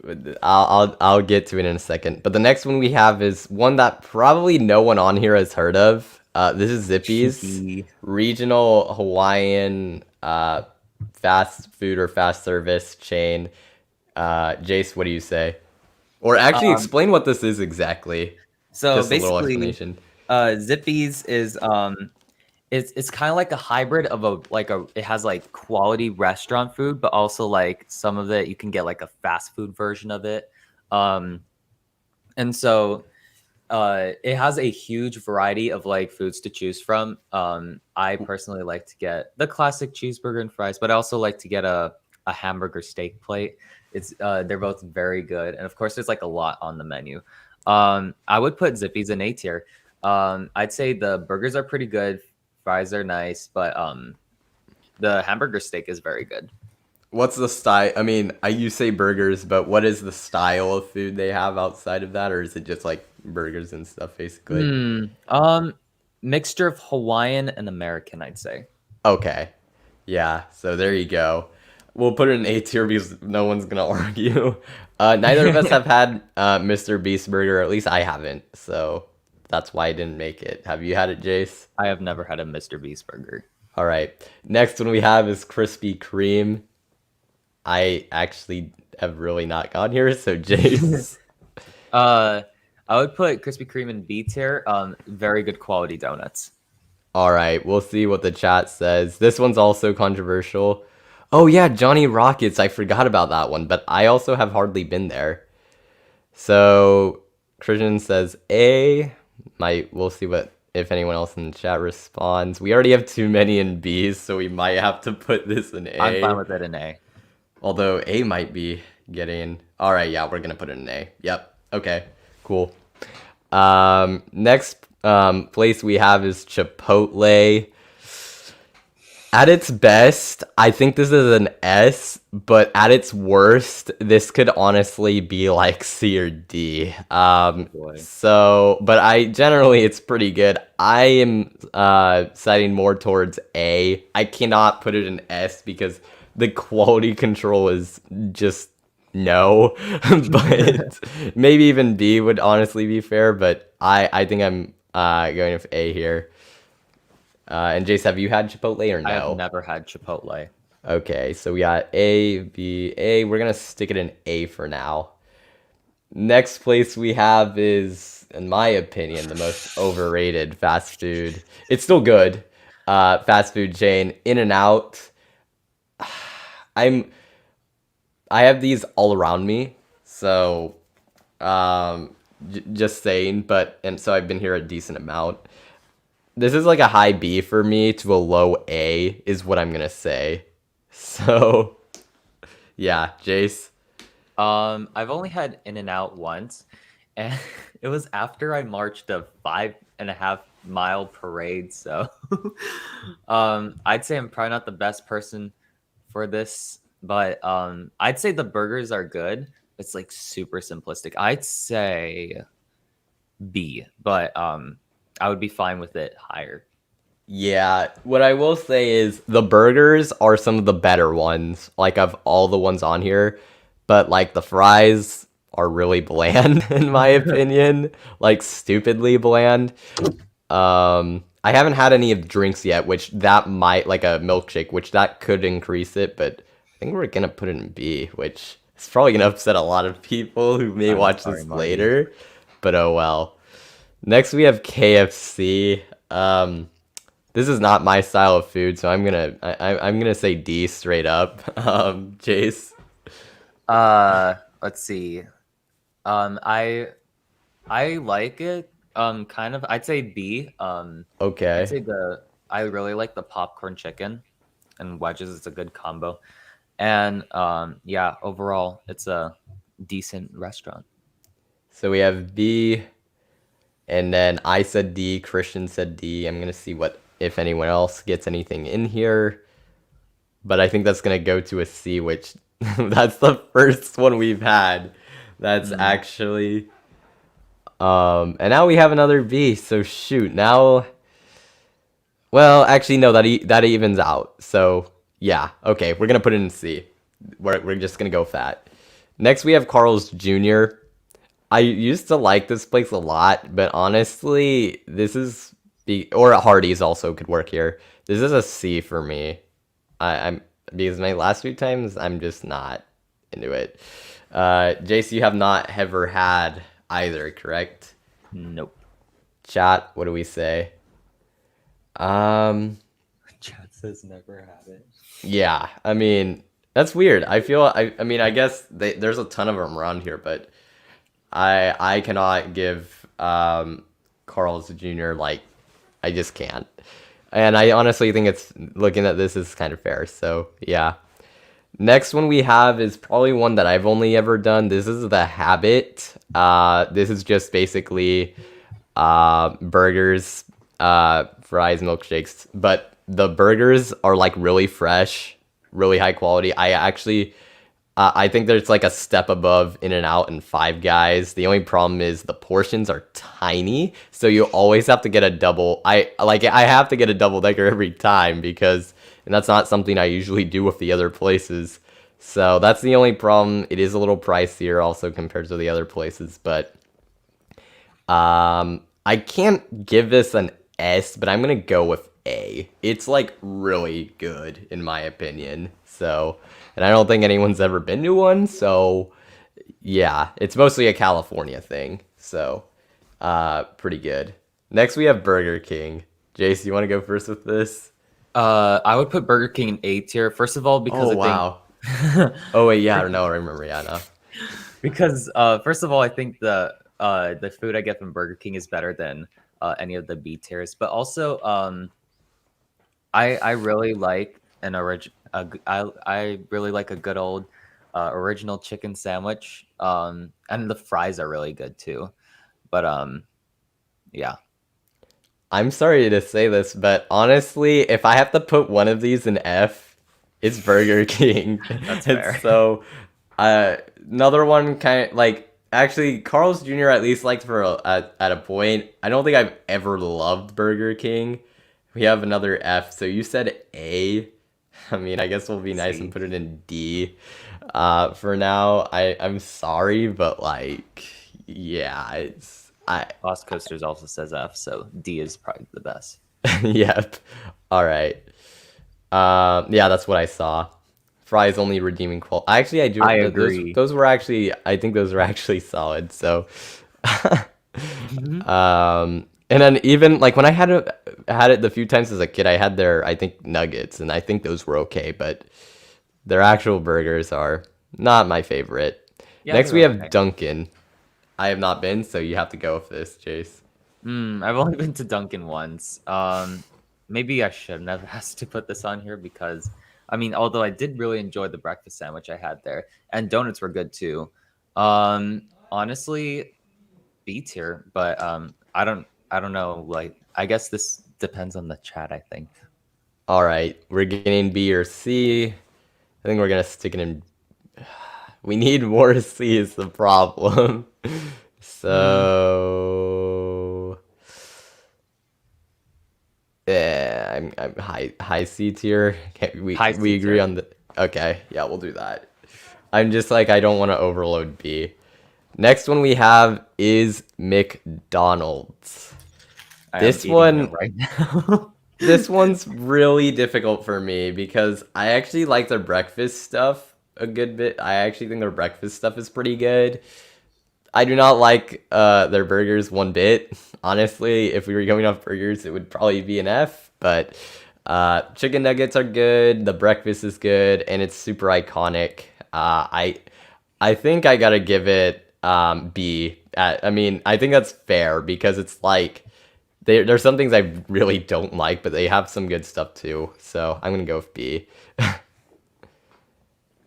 I'd say B too. Okay. First of all, because for the only other comparable restaurant, I'd say Five Guys is much better than McDonald's. But fries are good. McChickens are delicious. But yeah, I would agree that the burgers are not that good. Yeah. But like I said, breakfast is good. There's some things that are good. I actually like. I think there's like a smoothie there that I've gone a few times that I've liked. So I think B tier is fair. And then looking at the chat, we got B, F minus, B. So that, shoot, maybe we do put it into C then. C's fair. All right, It's another basic. another high C. We'll do it. I feel. I mean, it seems disrespectful, but yeah, we'll go for it. Next one we have is, shoot. I really want to say it. I'm gonna say it. We got we got Jack in the Crack. Let's go. All right, Jace. What do you think? I haven't been here in a while. I would say probably C based off my experience, but what do you think? B or C for me. I really like their chicken tenders. Yeah, Christian's right. I do like chicken. But yeah, I would say B or C. I like the curly fries too. Those are good. Yeah. All right, I think so. Looks like so Christian's never had it, Marty's never had it. We'll see what else comes in. I think we're gonna go with C once again. So, We have one Jack in the Box on Maui. oh really? Yeah. Dang. Wow. All right, the next one we have is the one and only and the legendary Taco Bell. This one's so polarizing for me as well. Honestly, because the last time I had it, I did not feel good afterwards, but the food is still really good. So, and it was my like childhood favorite fast food restaurant. So, I think just based off that, I cannot give it an S, but I think I'm gonna give it an A I'm gonna agree with for Christian. nostalgia. Oh wow, B really? tier because Taco Bell is just not my taste. I didn't really enjoy a lot of the foods there. Dang. All right, so C. two A's and two D's. That I did not see. sound good, but anyways, but anyways, shoot. Well, I mean, I think low B. Yeah, we'll do that. Is that fair? Low B, or we want high C? What do you think, Jace? I'd say high C, but I'm also fine with low B. Fine. It didn't make me feel good the last time I had it, so that I'm okay with it. But it's just that's also painful. Next one we have is Arby's. I'd say I'm probably not the most reliable person for this. I've only had chicken nuggets and fries from there. The chicken nuggets are really good, but I'd say I gotta eat there more before I give a judgment. I'd say high B. So I had I think a sandwich there once because I was like, oh, I remember this now because I was like, I'm pretty sure I've been to no Arby's, and then I remember like I just thought it was kind of eh. I probably would have to try the chicken nuggets. Um, but I'm leaning towards like C to even D for this. So, and That's I fair. think well with your thing, I think we're gonna go with C. I'm okay with C overloading because I mean that theoretically is how it should work. Yeah. So, yeah. And the last one we have is Wendy's, which um you can go first if you've been. Wendy's is pretty good. We have one Wendy's here on Maui, and yeah, I'd say the burgers are pretty good. B, high B. All right. I would honestly also probably go with B. I haven't had it in a while, but I remember that when I have had it, I've enjoyed it quite a bit. I also think they have good drinks from what I remember. My taste may have changed, but so I agree with that. Christian says A. Um, Marty says D. I think we got it. Yeah, okay, it's a B. We're going. And probably a high B at that. It looks like so. We'll put it there. And that is our fast food tier list. Just looking at it, I'm like, oh god. Not how I was expecting it, This is honestly. really weird. I mean, seeing like Chipotle, like Panda Express and B is painful. But at the same time, I know I'm gonna make like I mean anyone who watches this afterwards, like In and Out and B, I'm sure is gonna make people upset. And Taco Bell and C. Burger King, whatever. Or Burger King. I honestly think Burger King is pretty good. Yeah, I think some of us are just have not had the best experiences there, but that We is all our have fast different food tier list. tastes. That's Also, can I true. just say before we leave this, the weirdest thing is I get a lot of Arby's ads here in Hawaii, and on Maui Yeah, there's no Arby's at all, and I'm not sure if there's an Arby's in Oahu, so it's really weird. I get a bunch of Arby's commercials too, and there's like a few around me, but I don't think there's very many, which I'm like, that's really interesting. Um, I think a lot of these places, I will say, like Wendy's and Taco Bell and probably and Carl's Jr. and Arby's and Jack in the Box. If I went like today, I'm pretty sure my opinions on those would change either for the better or for the worse. So because I haven't had those in a long time, so I will just say that. But there we go. That's our tier list.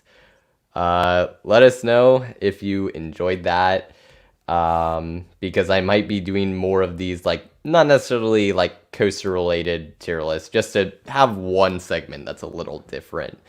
But I'll probably also mix in coaster tier lists, so it's not like those are gone forever. But I just wanted to try it out. So let me know if you guys enjoyed that, and we're gonna move on to our last segment before the Q&A, and that is going to be Guess the Coaster. So this has been something that I've tried to do and it hasn't really worked, and how this is going to work is also going to be a little complicated. But the problem with having a guest is that if I have a guest on, they get an advantage because you guys are on a bit of a delay. So we're going to actually have one of the guests leave when it comes to... Oh, wait, what? Okay. Sorry, continue. I was just like, I was like, no, that you're cool. But basically, we'll have one of us be the person who has the coaster you're gonna try to guess. You can ask questions in the chat. But the other guest is actually gonna leave and do it via their phone, and so they can't hear. So that way they don't have like a advantage. Kind of weird, but I want to try to bring the series back, or the segment back. So we're gonna try it. So with that being said, I'm gonna actually go first with my coaster. So Jace, you can head out. Yeah. So I have my first coaster. So ask away your questions. Ask them away. So, like I said, you guys are asking clues that'll try to get you to guess the coaster. So, and I will answer those clues. It is in the U.S., so yes, it is in the U.S. It is not Lil Devil. Solid guess. But yes, this is a U.S. coaster. Oh, also fun fact, I literally just typed up RCDB for this, and I got my coaster for this, so that's pretty cool. It is indeed a steel coaster, but it is not a B&M or in California. It is at a Six Flags park. So steel, American coaster at a Six Flags park. It's not on the East Coast. It's not in Pennsylvania. But it is a Six Flags steel American coaster, like US. So yeah, it is not Georgia Scorcher. Like I said, it is not a B&M. So not that. It's not in Texas. It is not a Premier coaster. It's not Wonder Woman Golden Lasso. Like I said, Six Flags steel coaster in the US. It is not Mr. Freeze. It is not in Illinois. Is it in Tornado Alley? Oh, I don't know which states that encompasses. But if I even said that right. But let's see. I'm trying to look. I think it is part of the tornado alley. I think it is, but I'm not 100% certain. But it is. I'll just say for this question, I'll just say it's in the middle of the U.S. It is not by SNS. It is not an Intamin. It is in Missouri. So it is a steel coaster at a Six Flags park in Missouri. It is an Arrow. It's not named Goliath. Christian got it right at least. Yes. So Christian got it right. Ninja at Six Flags St. Louis is the correct answer. Oh yeah, also don't use RCDB for actually guessing because that's kind of unfair. I'm just using it to get the coasters you're supposed to try to guess, but don't actually use that. But yeah, there we go. And then so Jace, you'll take over for the next round. So when you come back in, I'll leave. So that's how that's gonna work. So when you come back in, nice. Okay, I guess it's my turn then. I do have a coaster. So yes, you may ask away. Let me try to pull it up on my phone. So yes. Okay. Can we, the guests, do it ourselves? I guess that's for Carrick to do in another time. Okay.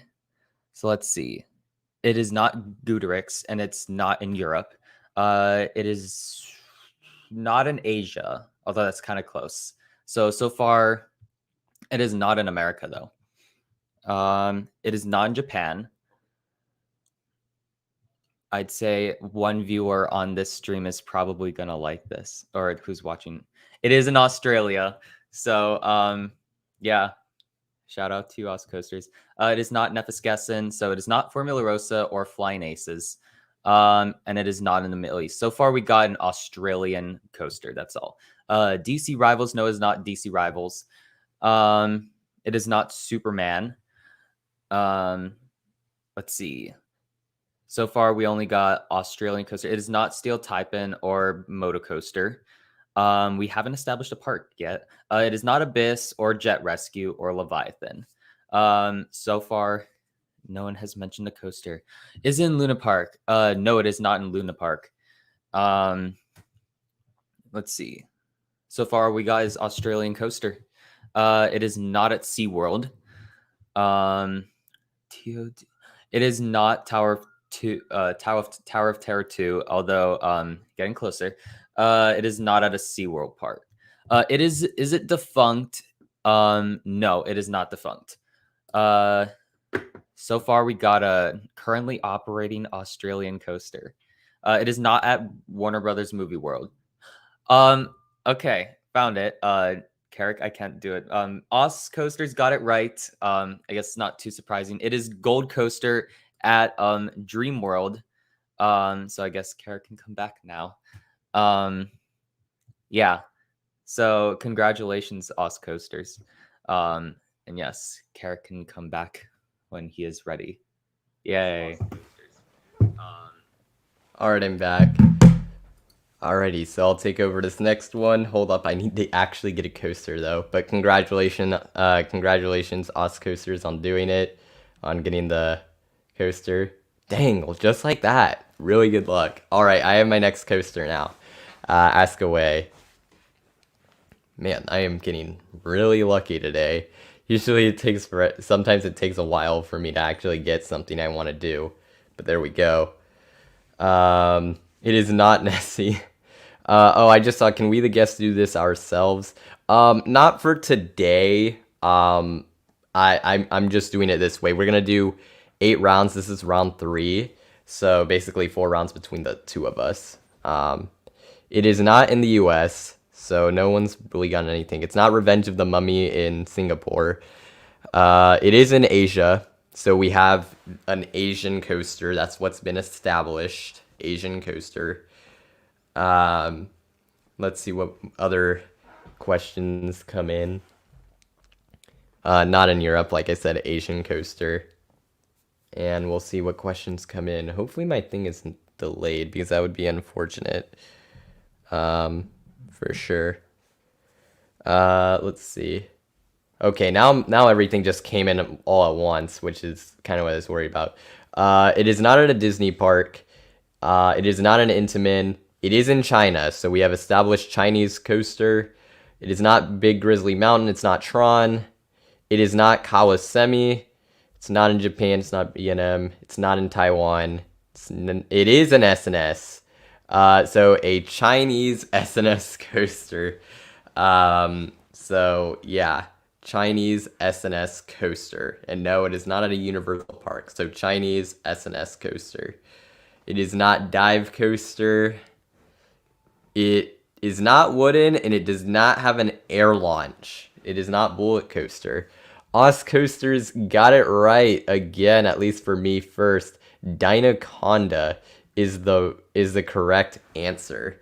Other good guesses as well with going with the air launch, but Dynaconda is the correct answer. Jace, you can come back in.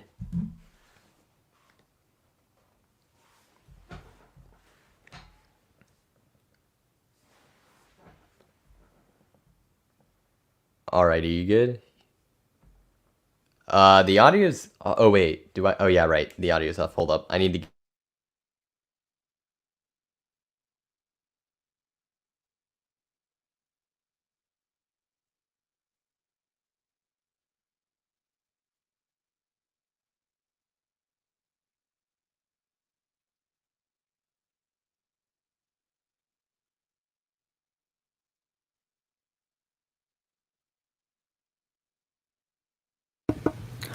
Can you guys hear me now? I think the audio actually is off for you. We can't hear you. I just looked at my phone again.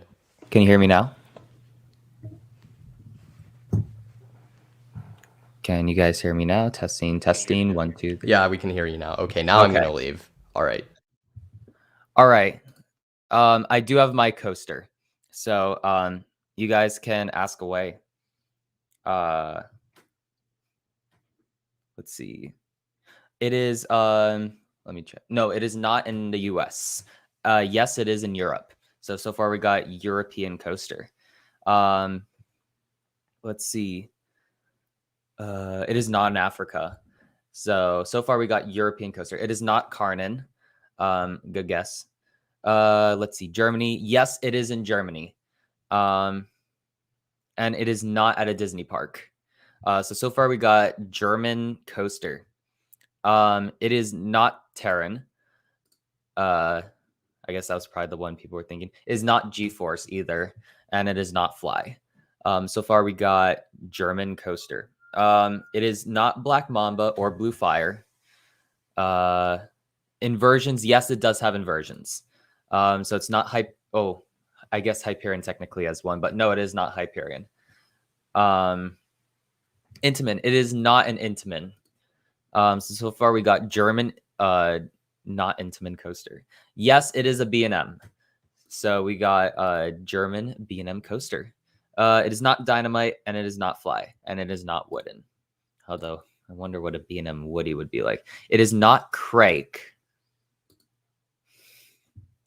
Let's see. It is not Silver Star either. Still, we got German B&M coaster.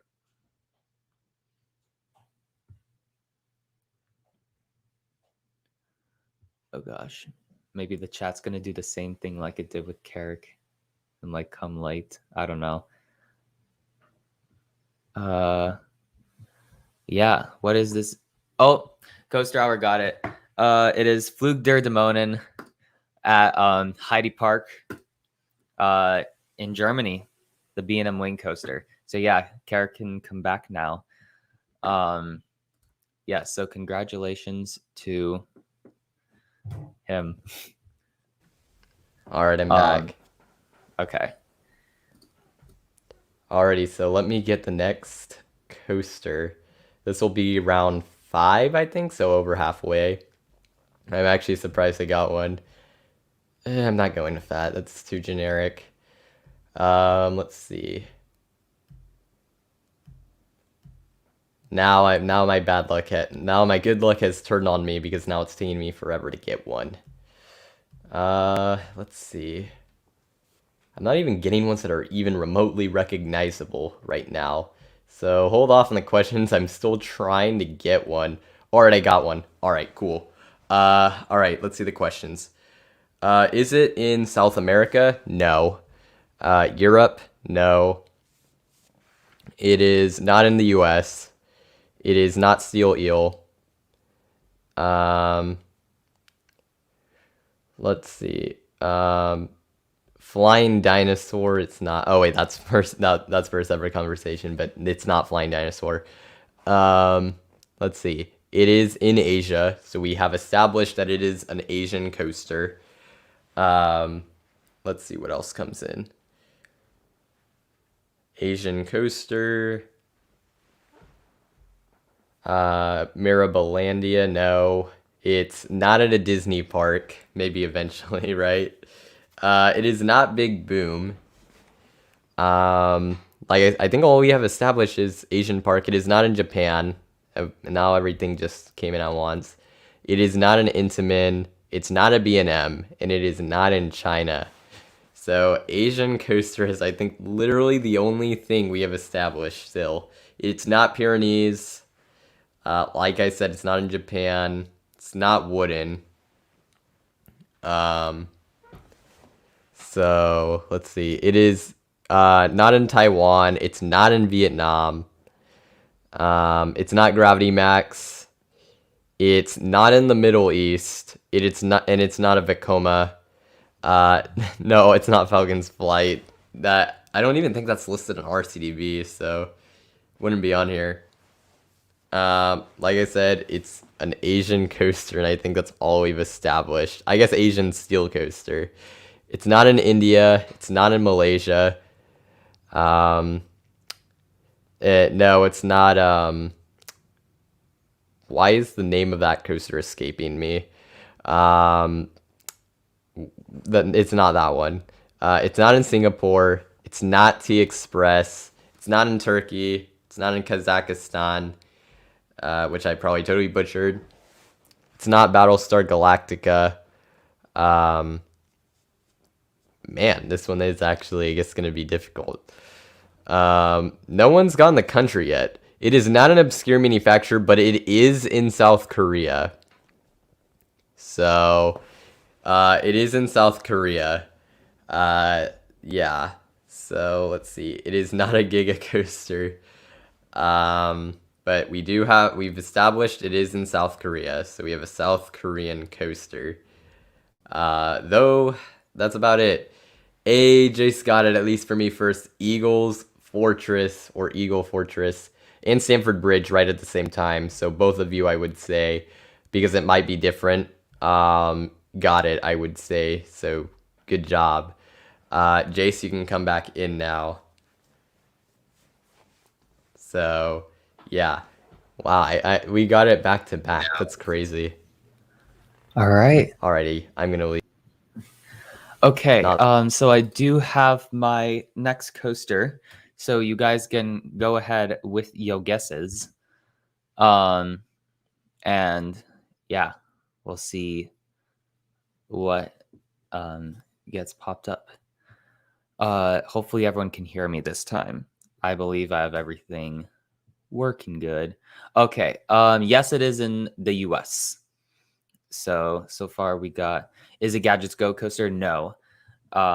So far we got an American coaster. Yes. Oh gosh, is it gonna pile on me again? Is it on the East Coast? Yes, it is on the East Coast.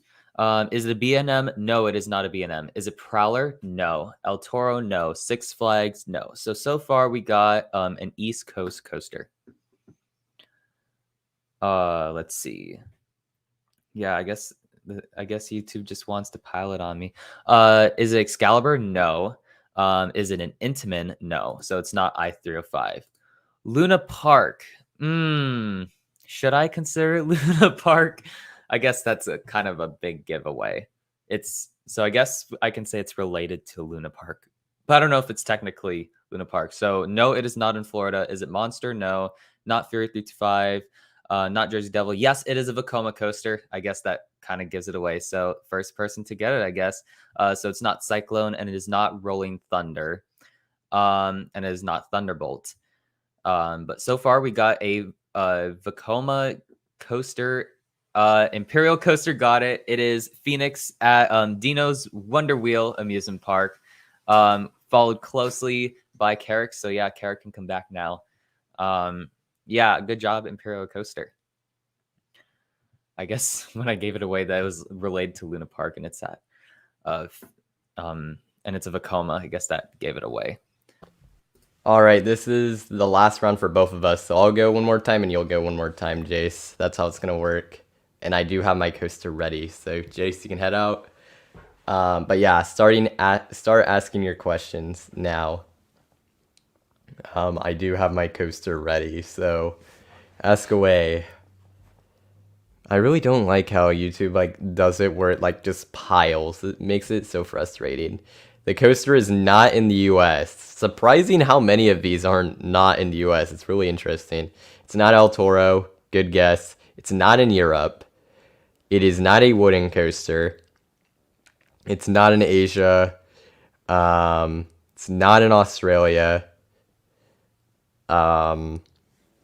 So it's not in the Middle East, which would be Asia, but it's not. It's not in either.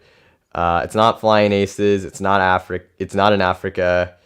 It's not Formula Rossa. Is it a hyper? No, it is not. It is not Anaconda. It's not Tower of Terror. I've said it's not. We haven't established where it is. In fact, I don't think really anything about this coaster has been established thus far. It's not in the UK. I already said it's not in Europe. And I said it's not in South America. It does have a launch. Yes, this coaster does have a launch. It's not in Gold Reef City. It's not, but once again, it's not in Europe. We already established. I think you've went through all the continents except for one, if I'm correct.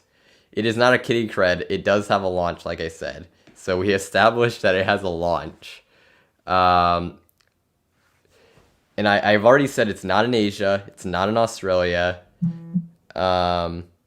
Discord thing. It is not in Intamin. It is not in South America. How? Let me just make sure I didn't miss it, just in case. No one's asked. So, it's not in Antarctica. So I guess technically there were two continents that... Yes, it is in North America. Yes, so it is a launch coaster in North America. It's just not in the US. So, yeah. Launch coaster in North America. That is not in the US. Let's see. It is not in Canada, and it is not Backlot Stunt Coaster. Oh, wait, okay, I just saw it. Stamford Bridge, got it right, out of nowhere. Bullet is the correct answer. Bullet at Selva Magica in Mexico is the correct answer. So congrats there. And Jace, you can come back in for what will be the final round of Guess the Coaster. Come back in. Okay. Test. Okay, I guess everything works now. I still gotta pick a coaster. So give me, I don't know how much time this is gonna take. So give me minutes. Oh no. Okay, I got it. This is gonna be an interesting one. So yeah, you can ask away with your questions. No, it is not in the US. I guess that was yeah, that is for this round, this final round. It is not Coast Rider. I guess when I said, oh no, that's probably what people are going to go for. No, it is not Max's Dogging Dog Coaster. Although, yes, it is in Europe. So far we established it is a European coaster. Your first random hits. No, it is not Dog Fart Coaster. Another good one. I'd say this is not as oh no as other ones. It is not in Germany. So far we got a European coaster. Is it a Vekoma? No, it is not a Vekoma coaster. Is it in Poland? No. Is it an invert? No. And is it Wuchabanen? No. So far we just got European coaster. So it is not in Poland. Is it Fury? No. Is it in Sweden? No. Is it in Intamin? No. And it is not Helix, at least Liseberg. Still, we got European coaster. We haven't established a country yet. It is not the Netherlands, and it is not Ride to Happiness. That would be cool. That ride is just cool in general. Does it have inversions? No, it does not have inversions. And it is not in Belgium. It is not Nemesis. I'm assuming at Alton Towers. Is it Norway? No. Is it 13? No. And it is not the ultimate or the big one. So I think so far we haven't established a country yet. So it is not France or the UK. So far all we have is European coaster that's not in any of the, and it is not an Intamin, I guess. It is not at the it is not at a Disney park, and it is not in the UK, and it is also not in Turkey. It is not Colossus, and it is not in Spain. So far the country, it's not a obscure country, so I'd say. It is not Shambhala, and I think I already said it's not in Spain. Let's see. Is it in Italy? No, it is not in Italy. There is like one pretty distinctive country, I'd say. Is it Stampede? No, it is not Stampede, and it is also not Ice Speed. Is it in Ireland? No, it is not in Ireland. And it is also not in the UK. Is in Russia? No, but yes, it is in Finland. So far we got a Finnish coaster. Coasters exist in Ireland. Cool. Coaster Hour got it. I knew that was what was gonna happen. So yeah, Carrot got it. It is pit special at Powerland, and I guess he can come back. Just why? It's the first thing that popped up. Just yeah. why? Like, actually, just. Oh wait, hold up. I need to turn this down. I had that problem too, or I guess that I wouldn't say it's a problem, but yeah, that was the first thing that popped up that was like relevant. I was like, oh no. Alrighty, so that was Guess the Coaster. Let us know in the chat if you enjoyed it. Kind of weird having to adjust to like the format because of the leaving and stuff, but I really do want to make this a segment so that I at least can rotate in every once in a while. So I would like to hear if you guys enjoyed that, because Guess the Coaster is something that at least a few of you have wanted to see come back, and so I hope this was to your satisfaction, I suppose. But yeah, so that's gonna bring us to our final Q&A. So yeah, because I don't have any announcements, but do you have any last things you want to say before we go into the Q&A, Jace? Not really. Alrighty. Oh, and actually, so you can ask your questions, but I'll probably do an announcement video when I reach 2,000 subs, whenever that is. But if anyone wants to comment any potential future guests that they either want to return or new that they want to see, you can also put that in the chat. That's also helpful to see. Even though I've done the polls, it's just always nice to see that.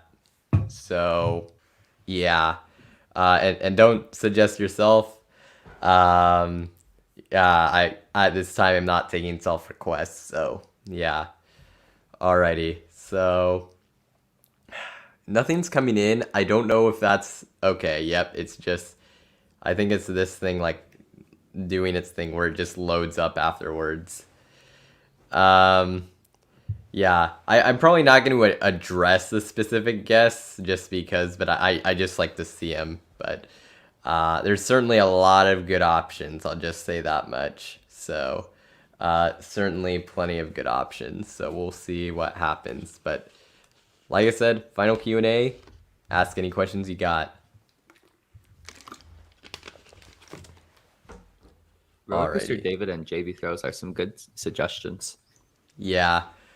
Like I said, I'm not gonna like probably go into them any specific ones just because unless I've already had them, just because I don't want to like promise anything. Um, but I certainly some good suggestions. But I do see for returning guests, Coaster Chaw, Airtime Thrills, El Toro Ryan. Yeah, certainly. Had fun with all of them for all my streams, so that would be great.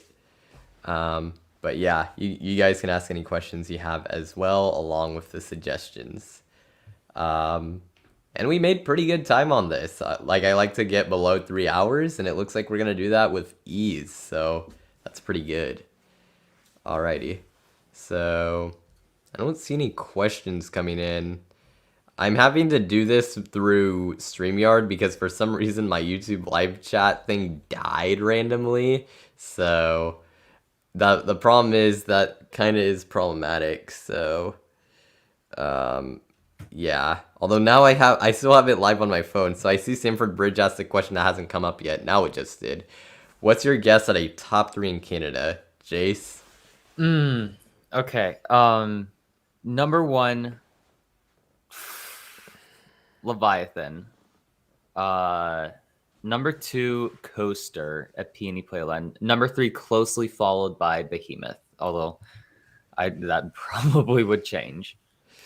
Ooh, that I mean, really, I think there's only like I can think of like 4 coasters that would really contend for a top 3. And 3 of those are the ones you mentioned. I think Coaster, assuming it doesn't get ruined by the refurbishment they're doing, would be my 1. Leviathan would probably be my 2, and then I guess Behemoth would be my 3, but closely followed by Mindbender. That's yeah. So I'd say like the top 4, like really close up in Canada. and I'd say then anything can be interchangeable. and heck, actually, even Goliath at LaRon maybe stands a chance too in like the top 5, and then afterwards it just falls off a cliff. So yeah, unless I'm forgetting something significant. Let's see. Behemoth over Leviathan, I can see that. Yeah, I know Canada Coaster Fan, I believe, had that opinion. So, for a little while, rest in peace. But incredible channel for anyone who never watched. Top 3 in Texas.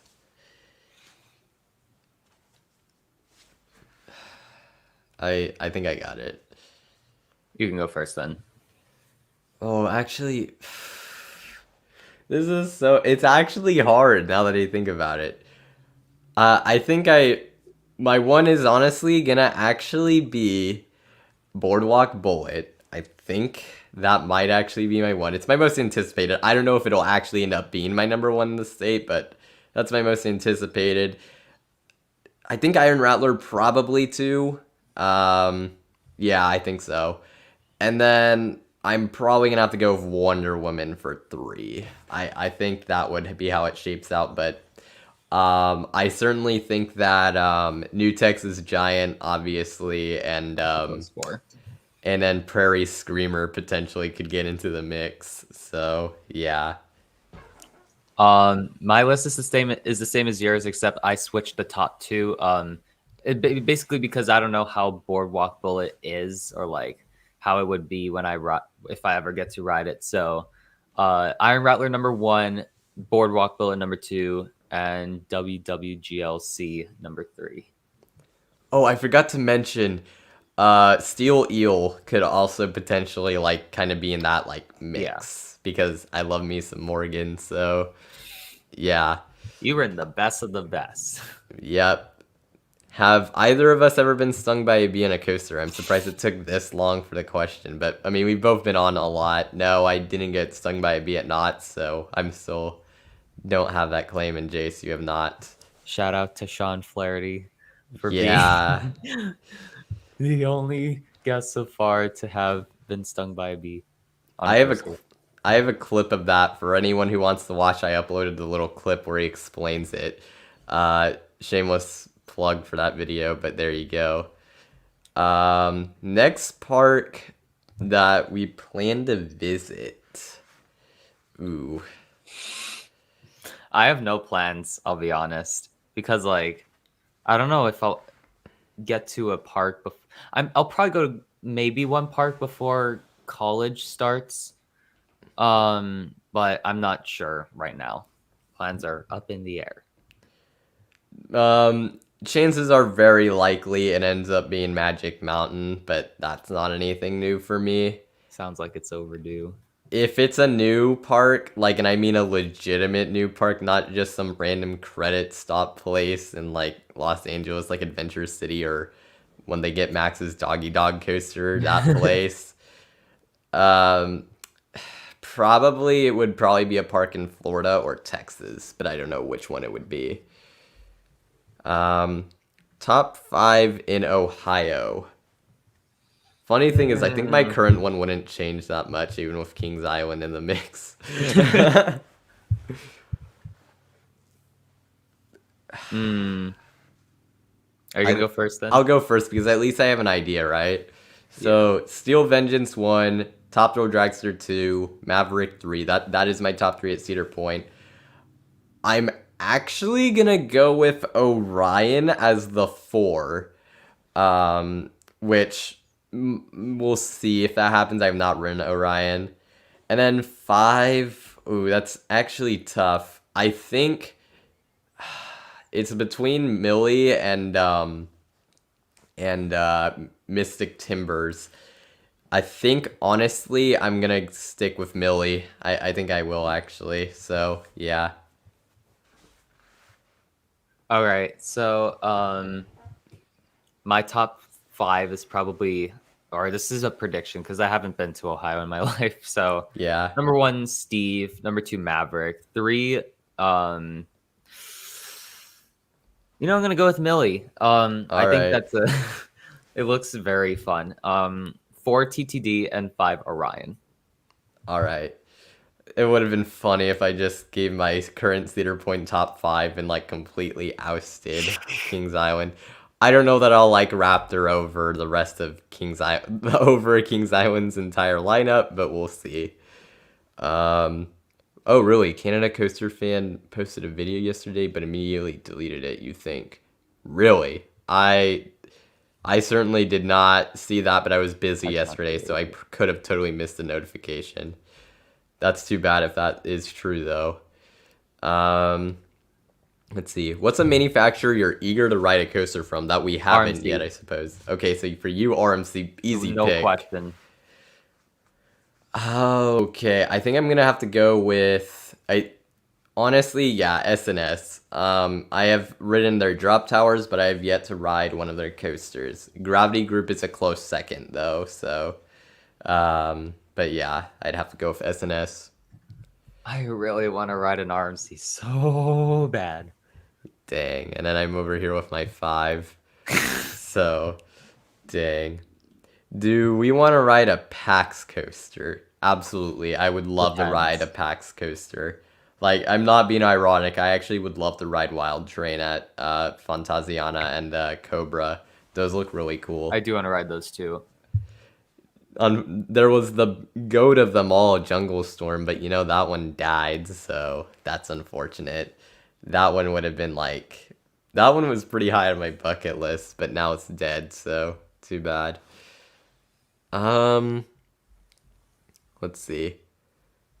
Worst ride operator I've ever seen? I don't, it's a tough job to do. I'm not really gonna, and I have never seen anything that ridiculous in terms of like just terribleness, and usually that like kind of goes down to probably bad training if that's the case. So I'm not gonna mention anything because I haven't seen anything that insane. So Yeah, I don't have anything for that.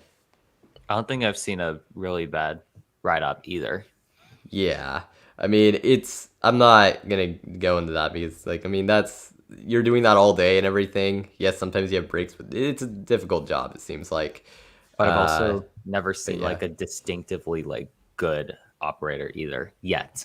I've seen some that you can tell, like, that they're really, Montezuma's Revenge. yeah, but yeah.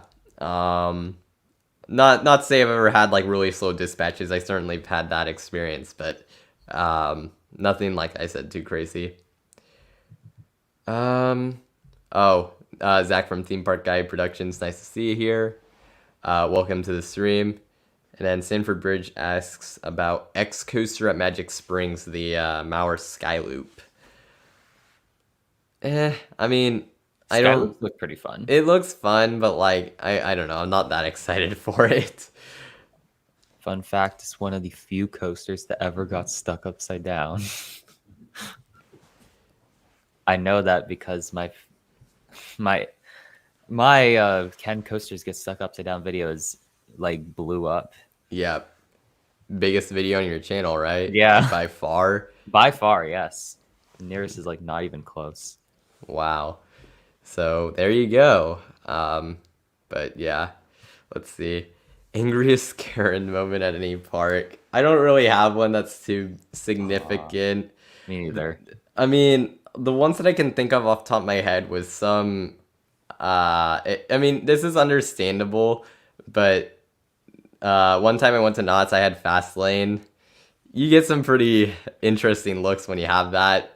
I understand why, but holy frick! One time there was this lady in the station of, I think it was Jaguar, out of all things, and like the ride had went down for a little bit, and honestly I think they probably should have let the regular line go through first, but for whatever reason when they reopened it they let a lot of fast lane people through, which I don't think that is how it should have been handled, but I mean I couldn't really do anything about it.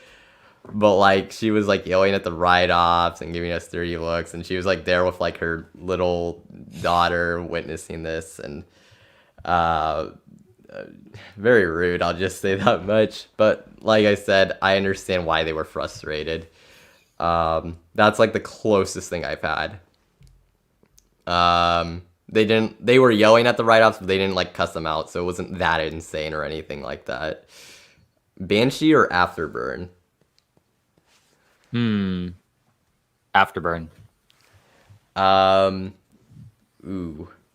I'm gonna go with Afterburn. Banshee is just such a weird invert. It's hard for me to like really know what to expect, and also those vest restraints are, I mean, like really, come on. I don't know if I'm the biggest fan of vest restraints. I mean, I tried the ones on Sidewinder at Cedar Point. Oh, I you don't mean know at if those are, Hershey like- Park? I You mean, said not Cedar Point. Hershey Park. Yeah. I don't know how those vest restraints rank in terms of like the others, like the B&M vest restraints or the Vekoma ones, in terms of like comfort or like room, but it just felt weird because like it was like I was constrained, like it was more difficult for me to breathe, but at the same time I also had like wiggle room, so it was like it's weird. I'll just say that. I didn't get wiggle room on Valraven, so I Ooh. just died. Um, Top Yeah. 5 in Florida for, oh god, that one's no. probably the most difficult one of them all. Hmm. So, all right, I'm just gonna try to run through because I can't do this thinking of it too much. Actually, yes, okay, fine. Iron Gwazi number 1. That's controversial, but yeah. Velocicoaster number 2. Um, and then after that, it gets really dicey. Mako number 3. Um, Montu number 4. I'll go with because invert that looks really good. And number 5, like, oh, it's actually really hard. You know what? Screw it. Oh, That's hard. I'm gonna cop out and go Hagrid's for now, just because of the theming and everything. So, yeah. Hagrid's would be a close honorable mention, but my list is similar to Carrick's, except switch the top two. Velocicoaster number 1, Iron Gwazi number 2, and my number 5. I'm gonna choose Mind Blower. I don't know. Yeah, I would have actually picked. I would have picked that. Yeah. No, you're right. Yeah, Mind Blower would be my 5. But there we go. Favorite haunt event. Oh I've wait, never what been did to one. what did you say Or just before? I said Kumba would also be close, but I've Yeah. never been to a haunt event. I guess back to the Florida question. Tron, Guardians, we don't know anything about, so I'm not gonna put it on there. Kumba, what's the? There was some other coaster that I'm missing. I know Coast Tunes really likes Cheetah Hunt. Oh yeah, Cheetah Hunt. There's a lot of honorable mentions. White honestly. Lightning. No, White Lightning's not one of them. But favorite haunt event, not Scary Farm. I just went not last Thursday, but the Thursday before this one. Pretty good. Did all the mazes almost twice. Best maze in my opinion there is the Depths, which is ocean themed, so that's pretty cool. And you get night rides, which I got some insane night rides on Ghost Rider, and I got a crazy night ride on Silver Bullet in the back row, and Sierra Sidewinder in the back row at night with an off balance car is it's a different kind of beast. I'll just say that it's actually insane. I do now rank it over Montezuma's Revenge, Sierra Sidewinder. So yeah. Favorite flat ride. This is a good question for you because I don't really have Mine's one. is still Supreme Scream and Knott's Berry Farm. Insane drop tower. It's super tall. I haven't ridden too many new ones except for I rode Brain Drain at Elitch Gardens. It's my first ever Larson Super Loop, and I thought that was pretty fun. Kind of underrated. So yeah. But I also really like zippers are also insane, and a booster ride, like Adirondack Outlaw going to Great Escape. Yeah, those kind of rides. I rode one of them, and I think it was really good. So I guess those are like my top 4. Yeah, he's a much better flat ride collection than me. So if we're including Drop Towers and Guardians, Mission Breakout is the easy one. But I'm not gonna include Drop Towers, and that really makes it difficult. I can't say it's my favorite. I've used this one a lot, but Typhoon, I think, is what it's called at Santa Cruz Beach Boardwalk. It's kind of like a Zamperla Hawk, except it's manufactured by like Arm Rides or something like that. Inverting ride that flips you upside down several times. We got a 5.5-minute cycle on that thing, and yeah, it gave some of the craziest hang time, and it was super intense, and it made one of my friends throw up, so that's great. But yeah, so yeah, I don't know if it's my favorite, but it's the most memorable for sure. Let's see. How is X2? It's my second favorite coaster, and it has my favorite first drop. Not first drop, just favorite element or any moment on any coaster being that first drop. The rest of the layout is also really good, but that first drop like is the thing that really carries it for me. So yeah, it's an incredible coaster. Never been to Magic Mountain. Eventually you will. Eventually. We'll go through a few more of these, probably till like 50, I think, and then I'll probably call it a day. So yeah. Let's see. What company do you want to see gone? Ouch, that's kind of harsh. I mean, if I had to like pick a company that I had to like just kind of like say, oh well, they're not doing anything anymore. Skyline Attractions. I am sorry, but it's just their models aren't really all that promising. They have some interesting stuff, but they've never really put it together when it comes to making rides. I'd still like they still do a lot of work otherwise. So actually, I don't know that I'd want them completely gone. But if they were to stop like making new attractions, I don't think it would be the worst thing in the world. I guess Golden Horse would be another easy answer. Actually, you know what? Um, there's even Chinese companies that are worse than Golden Horse, but I can't think of their names. But we'll go with Golden Horse, honestly. Um, yeah, Golden Horse actually, because Skyline actually does some nice stuff. So outside, like they do construction and other projects, like they help out with a lot of other like projects. So I think Skyline Design is the company is sort of like this like group that designs GCI Woodies. yeah, so I don't think I'd want it completely gone, but Golden Horse, yeah, gone. Yeah. Jace. I'll probably go with Golden Horse too. For some reason, I was thinking Zamperla, but I heard they're doing some pretty. They have some nice concepts like the lightning. I want to see one built and see how it is. Also, they are the flat rides they have. Flat That rides would are be pretty incredible. tragic. Mhm. Let's see, Disneyland or Disney World. I've never been to Disney World. Me neither. I imagine Disney World as a whole is probably more enjoyable, but Disneyland looks so much better than any of the parks at Disney World. Like, it's Magic Kingdom. yeah. I mean, obviously, I mean, Hollywood Studios. Most people say that's one of the better parks at Disney, like potentially the best park at Disney World, right?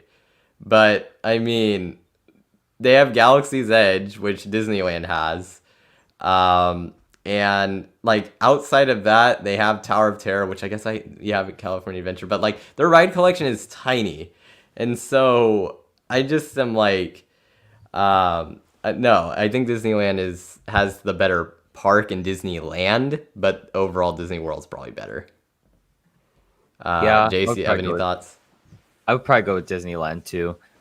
Disney World overall is probably the better experience, but I feel like I would just get exhausted at Disney World from just like walking and like doing all these parks. Yeah, I would go with Disneyland. All right. Dollywood or Silver Dollar City. Never been to either. That's actually tough. I think I would actually, as of this point, rather visit Silver Dollar City. Um, I've just heard as overall the park's better. They have the Marble Cave, which is really cool, and the coaster lineup. I think Dollywood is a little better, but it's not that like it's not enough of a difference to make or break it for me. So I'd actually take Silver Dollar City. I'm gonna go the Dollywood route because, in my opinion, Dollywood looks more charming, although it's very close though. Um, and yeah, the coaster lineup looks a little better. Both parks are hilly though, but I guess so. I guess that can't really like factor in. Yeah, although Dollywood without lightning rod, then it's. I mean, I feel like at that point you'd have to give the edge to Silver Dollar City, Yeah. which is unfortunately a pretty realistic possibility whenever you're going to Dollywood. So also got to factor that in, at least for me. I'm actually gonna try to go through and see if we have a more specific question. If there's one that you want me to answer, Jace, out of the ones you see, let me know. But we'll probably answer like one or two questions. But yeah, we'll see. Most of them are just this or that, so I guess we'll just go. I see top 5 in Pennsylvania. This should be interesting. Ooh. Both of us actually probably have a decent list already. It's just there'd be a few more that come in. So, Jace, you go first. I don't know. I'd say number one is probably Sky Rush. I haven't ridden it. It was close when I went, but I'd say it's probably objectively the best coaster there. Number two, Phantom's Revenge. I think that coaster looks incredible. Number three, Canamonium. Number four, Storm Runner. I might be forgetting some at the. Oh wait, no. Number four, Phoenix. Okay. And then number five, Storm Runner. Okay.